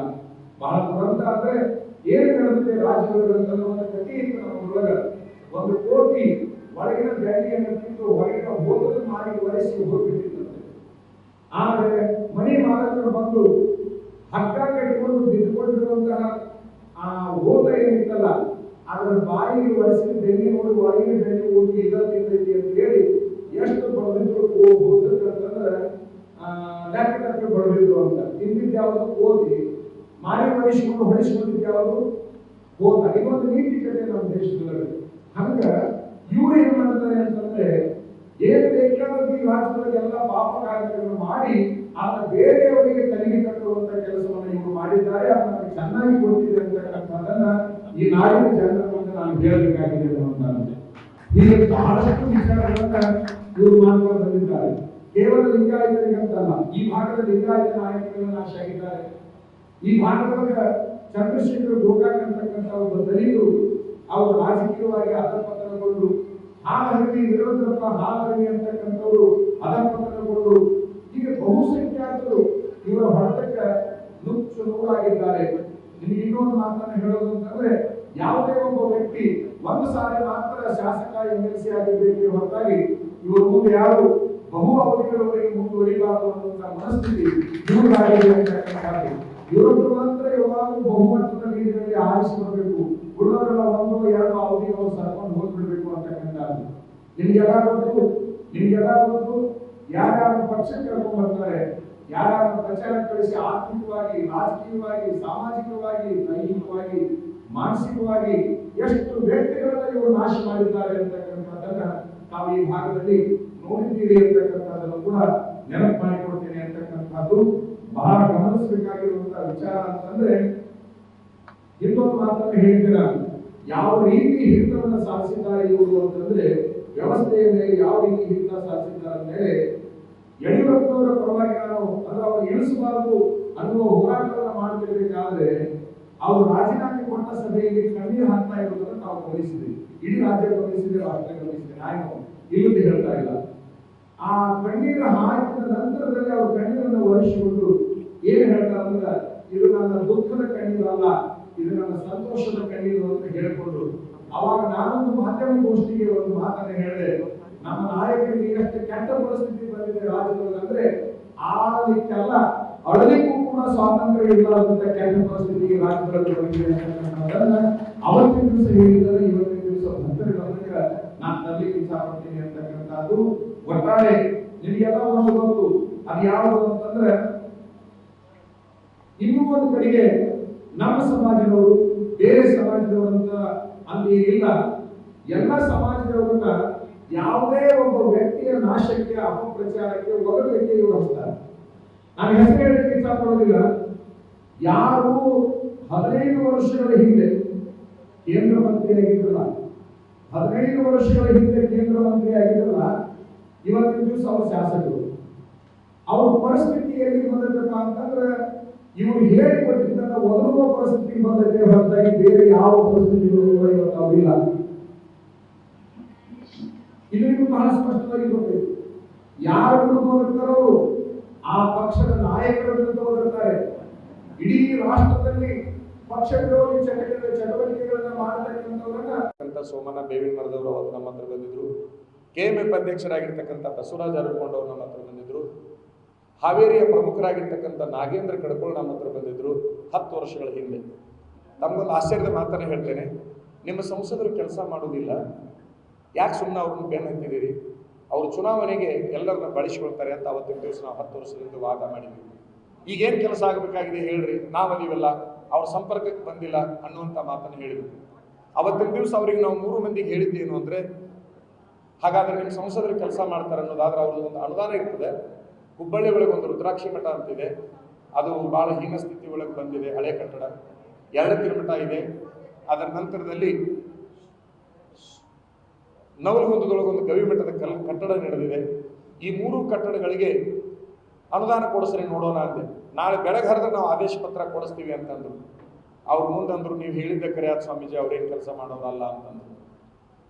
5 ವರ್ಷದ ಹಿಂದೆ ಮತ್ತೆ ಇವರು ಆಶೀರ್ವಾದ ಮಾಡಬೇಕು ಅಂತ ಫೋನ್ ಮಾಡಿದಾಗ ನಾವು ನೇರವಾಗಿ ಅವ್ರನ್ನೇ ಕೇಳಿದ್ದೇವೆ, ಏನ್ರಿ ಜೋಶಿ ಅವರ, ಚುನಾವಣೆ ಬಂದಾಗ 3 ತಿಂಗಳು 4 ತಿಂಗಳ ಮೊದಲು ನಮಗೆ ಫೋನ್ ಮಾಡ್ತಿರ್ಲ, ನಮ್ಮನ್ನೇನು ಚುನಾವಣೆಗೆ ಬಳಕೆ ಮಾಡಿಕೊಳ್ಳುವ ವಸ್ತು ಮಾಡಿರಾ ಅಂತೇಳಿ ನಾವು ಕೇಳಿದ್ವಿ. ಅವತ್ತು ಅವ್ರು ಹೇಳಿದರು, ಸ್ವಾಮೀಜಿ ನೀವು ಹೇಳುವ ಮಾತು ಸತ್ಯ, ನಾ ಹಂಗೆ ನಡ್ಕೊಂಡಿದ್ದೇನೆ, ನಂದು ತಪ್ಪಾಗಿದೆ, ಕೊನೆಯ ಕ್ಷಮೆಯನ್ನು ತಾವು ಮಾಡಬೇಕು. ಹೋದ ಚುನಾವಣೆಯಲ್ಲಿ ಅವ್ರು ನಮ್ಮನ್ನು ಕೇಳಿದ್ದು ಕೊನೆಯ ಕ್ಷಮೆಯನ್ನು ತಾವು ಮಾಡಬೇಕು. ಇಷ್ಟು ನಿಷ್ಠುರವಾಗಿ ಯಾರೂ ಕೂಡ ನನಗೆ ಹೇಳಿರಲಿಲ್ಲ. ತಾವು ಹೇಳಿದ್ದು ನನಗೆ ಇವತ್ತು ಬುದ್ಧಿ ವಿಕಾಸ ಆಗಿದೆ, ನಾ ಮುಂದೆ ಹಂಗೆ ಮಾಡೋದಿಲ್ಲ ಅಂತ ಒಂದು ಮಾತನ್ನು ಹೇಳಿದರು. ಮುಂದೆ ಅದರ ನಂತರದಲ್ಲಿ ಅವರು ಹಾಗೇ ನಡ್ಕೊಂಡ್ರು. ಆವಾಗ ನಾವು 3 ವರ್ಷದಿಂದ ಈಗೇನು ನಾವು ಹೇಳಿದ್ವಲ್ಲ ನಮ್ಮ ಪ್ರಾಸ್ತಾವಿಕ ಭಾಷಣದಲ್ಲಿ, ಆ ಕಾರಣಕ್ಕಾಗಿ ಅವ್ರನ್ನ ಬಲವಾಗಿ ಅವತ್ತಿನಿಂದ ತಿರಸ್ಕರಿಸಿದ್ದೇವೆ. ಮುಂದೆ ಯಾವುದೇ ಪರಿಸ್ಥಿತಿ ಒಳಗೆ ಕ್ಷಮಾ ಅನ್ನುವಂಥ ಶಬ್ದ ಅವರಿಗೆ ಯೋಗ್ಯ ಅಲ್ಲ ಅಂತಕ್ಕಂಥ ತೀರ್ಮಾನಕ್ಕಾಗಿ ಹೋರಾಟವೇ ನಮ್ದು ಅಂತಿಮ ಅನ್ನುವಂಥ ತೀರ್ಮಾನಕ್ಕೆ ನಾವು ಬಂದಿದ್ದೇವೆ. ಸ್ವಾಮೀಜಿಗಳಿಗೆ ರಾಜಕಾರಣ ಸರಿ ಅನಿಸುತ್ತಾ ಅನ್ನೋದಕ್ಕೆ ಉತ್ತರ ಭಾರತದ ಮುಖ್ಯಮಂತ್ರಿಗಳು, ಉತ್ತರ ಪ್ರದೇಶದ ಮುಖ್ಯಮಂತ್ರಿಗಳು, ರಾಜಸ್ಥಾನದ ಮುಖ್ಯಮಂತ್ರಿಗಳು, ಇಡೀ ಪಾರ್ಲಿಮೆಂಟ್ನಲ್ಲಿ ಇರ್ತಕ್ಕಂಥ 50 ಜನ ಸನ್ಯಾಸಿಗಳಿಗೆ ಅನ್ವಯವಾಗುವಂಥದ್ದು ದಕ್ಷಿಣ ಭಾರತದ ಸನ್ಯಾಸಿಗಳಿಗೆ ಯಾಕೆ ಮಡಿವಂತಿಕೆ? ನಾನು ಇಲ್ಲ ಒಂದು ನಿಮಿಷ ನಾನು ಪ್ರಶ್ನೆ ಕೇಳ್ತಾ ಇದ್ದೀನಿ. ಸಂವಿಧಾನದಲ್ಲಿ ಎಲ್ಲರೂ ಸಮಾನರು. ಈಗ ರಾಜಕಾರಣ ಸ್ವಾಮಿಗಳಿಗೆ ಬೇಡ ಅಂತ ಹೇಳಿ ಸುಮ್ಮ ಕುಂತಾಗ ಸ್ವಾಮಿಗಳನ್ನ ರಾಜಕಾರಣಿಗಳು ಎಲ್ಲಾ ಕೆಲಸಕ್ಕೆ ಬಳಕೆ ಮಾಡಿಕೊಳ್ತಾರೆ.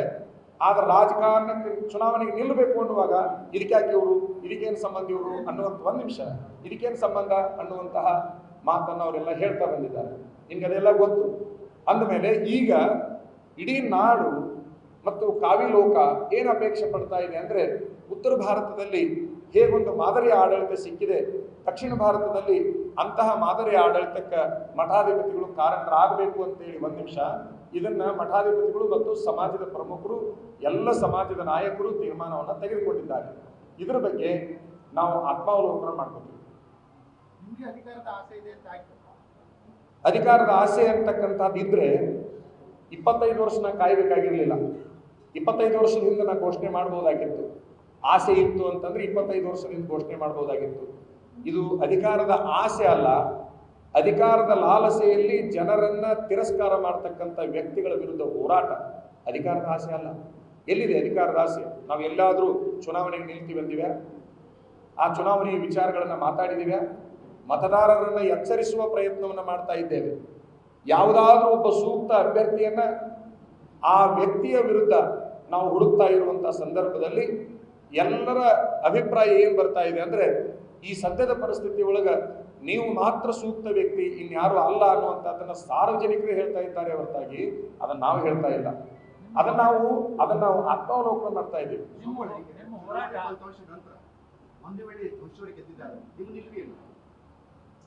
ಈಗ ಒಂದು ಮಾತನ್ನು ಹೇಳುವುದಾದ್ರೆ, ನಾವು ಅವ್ರನ್ನ ಬದಲಾವಣೆ ಮಾಡಬೇಕು ಅಂತ ಹೇಳಿ ಗಟ್ಟಿ ನಿರ್ಧಾರವನ್ನು ಮಾಡಿದ್ದೀವಿ. ನಮಗೆ 100ಕ್ಕೆ 100 ಆತ್ಮವಿಶ್ವಾಸ ಇದೆ ಈ ಸಾರಿ ಅವರು ಬದಲಾವಣೆ ಆಗೇ ತೀರ್ತಾರ ಅಂತ ಹೇಳಿ. ಯಾಕಂದ್ರೆ ರಾಷ್ಟ್ರೀಯ ಪಕ್ಷಗಳಿಗೂ ಕೂಡ ಅರಿವಿರುತ್ತದೆ, ಅವರಿಗೂ ಕೂಡ ಬಹಳಷ್ಟು ಪ್ರಜ್ಞೆ, ಬುದ್ಧಿವಂತಿಕೆ, ದೂರದೃಷ್ಟಿತ್ವ ಎಲ್ಲವೂ ಇರ್ತದೆ. ಅವರನ್ನು ವಿಚಾರ ಮಾಡ್ತಾರೆ. ಇನ್ನೂ ಅವರಿಗೂ ಕೂಡ ಅವಕಾಶ ಇದೆ, ಇನ್ನೂ ನಮಗೂ ಕೂಡ ಅವಕಾಶ ಇದೆ. ನಾವು ಮಠಾಧಿಪತಿಗಳು ಆ ಸ್ಥಿತಿಗೆ ಬರಬಾರದು ಅಂತಂದ್ರೆ ಇನ್ನೂ ಕೂಡ ಅವಕಾಶಗಳನ್ನ ಅವ್ರು ಬಳಕೆ ಮಾಡ್ಕೊಳ್ಳೋಕೆ ಅವಕಾಶ ಐತಿ. ನಮಗೂ ಕೂಡ ಏನು ನಿರ್ಧಾರ ತೆಗೆದುಕೊಳ್ಬೇಕು ಅನ್ನೋದಕ್ಕೆ ಅವಕಾಶ ಇದೆ. ಅವಕಾಶವನ್ನು ಕಾಯೋಣ. ನಮ್ಮದು ಯಾವುದೇ ಪಕ್ಷಗಳ ವಿರುದ್ಧ ಹೋರಾಟ ಅಲ್ಲ. ಮಾನ್ಯ ಕೇಂದ್ರ ಸಚಿವರಾದ ಜೋಶಿಯವರ ವಿರುದ್ಧನೂ ಅಲ್ಲ. ಅವರ ವ್ಯಕ್ತಿತ್ವ, ಅವರ ನಡೆ, ಅವರ ನುಡಿ, ಅದರ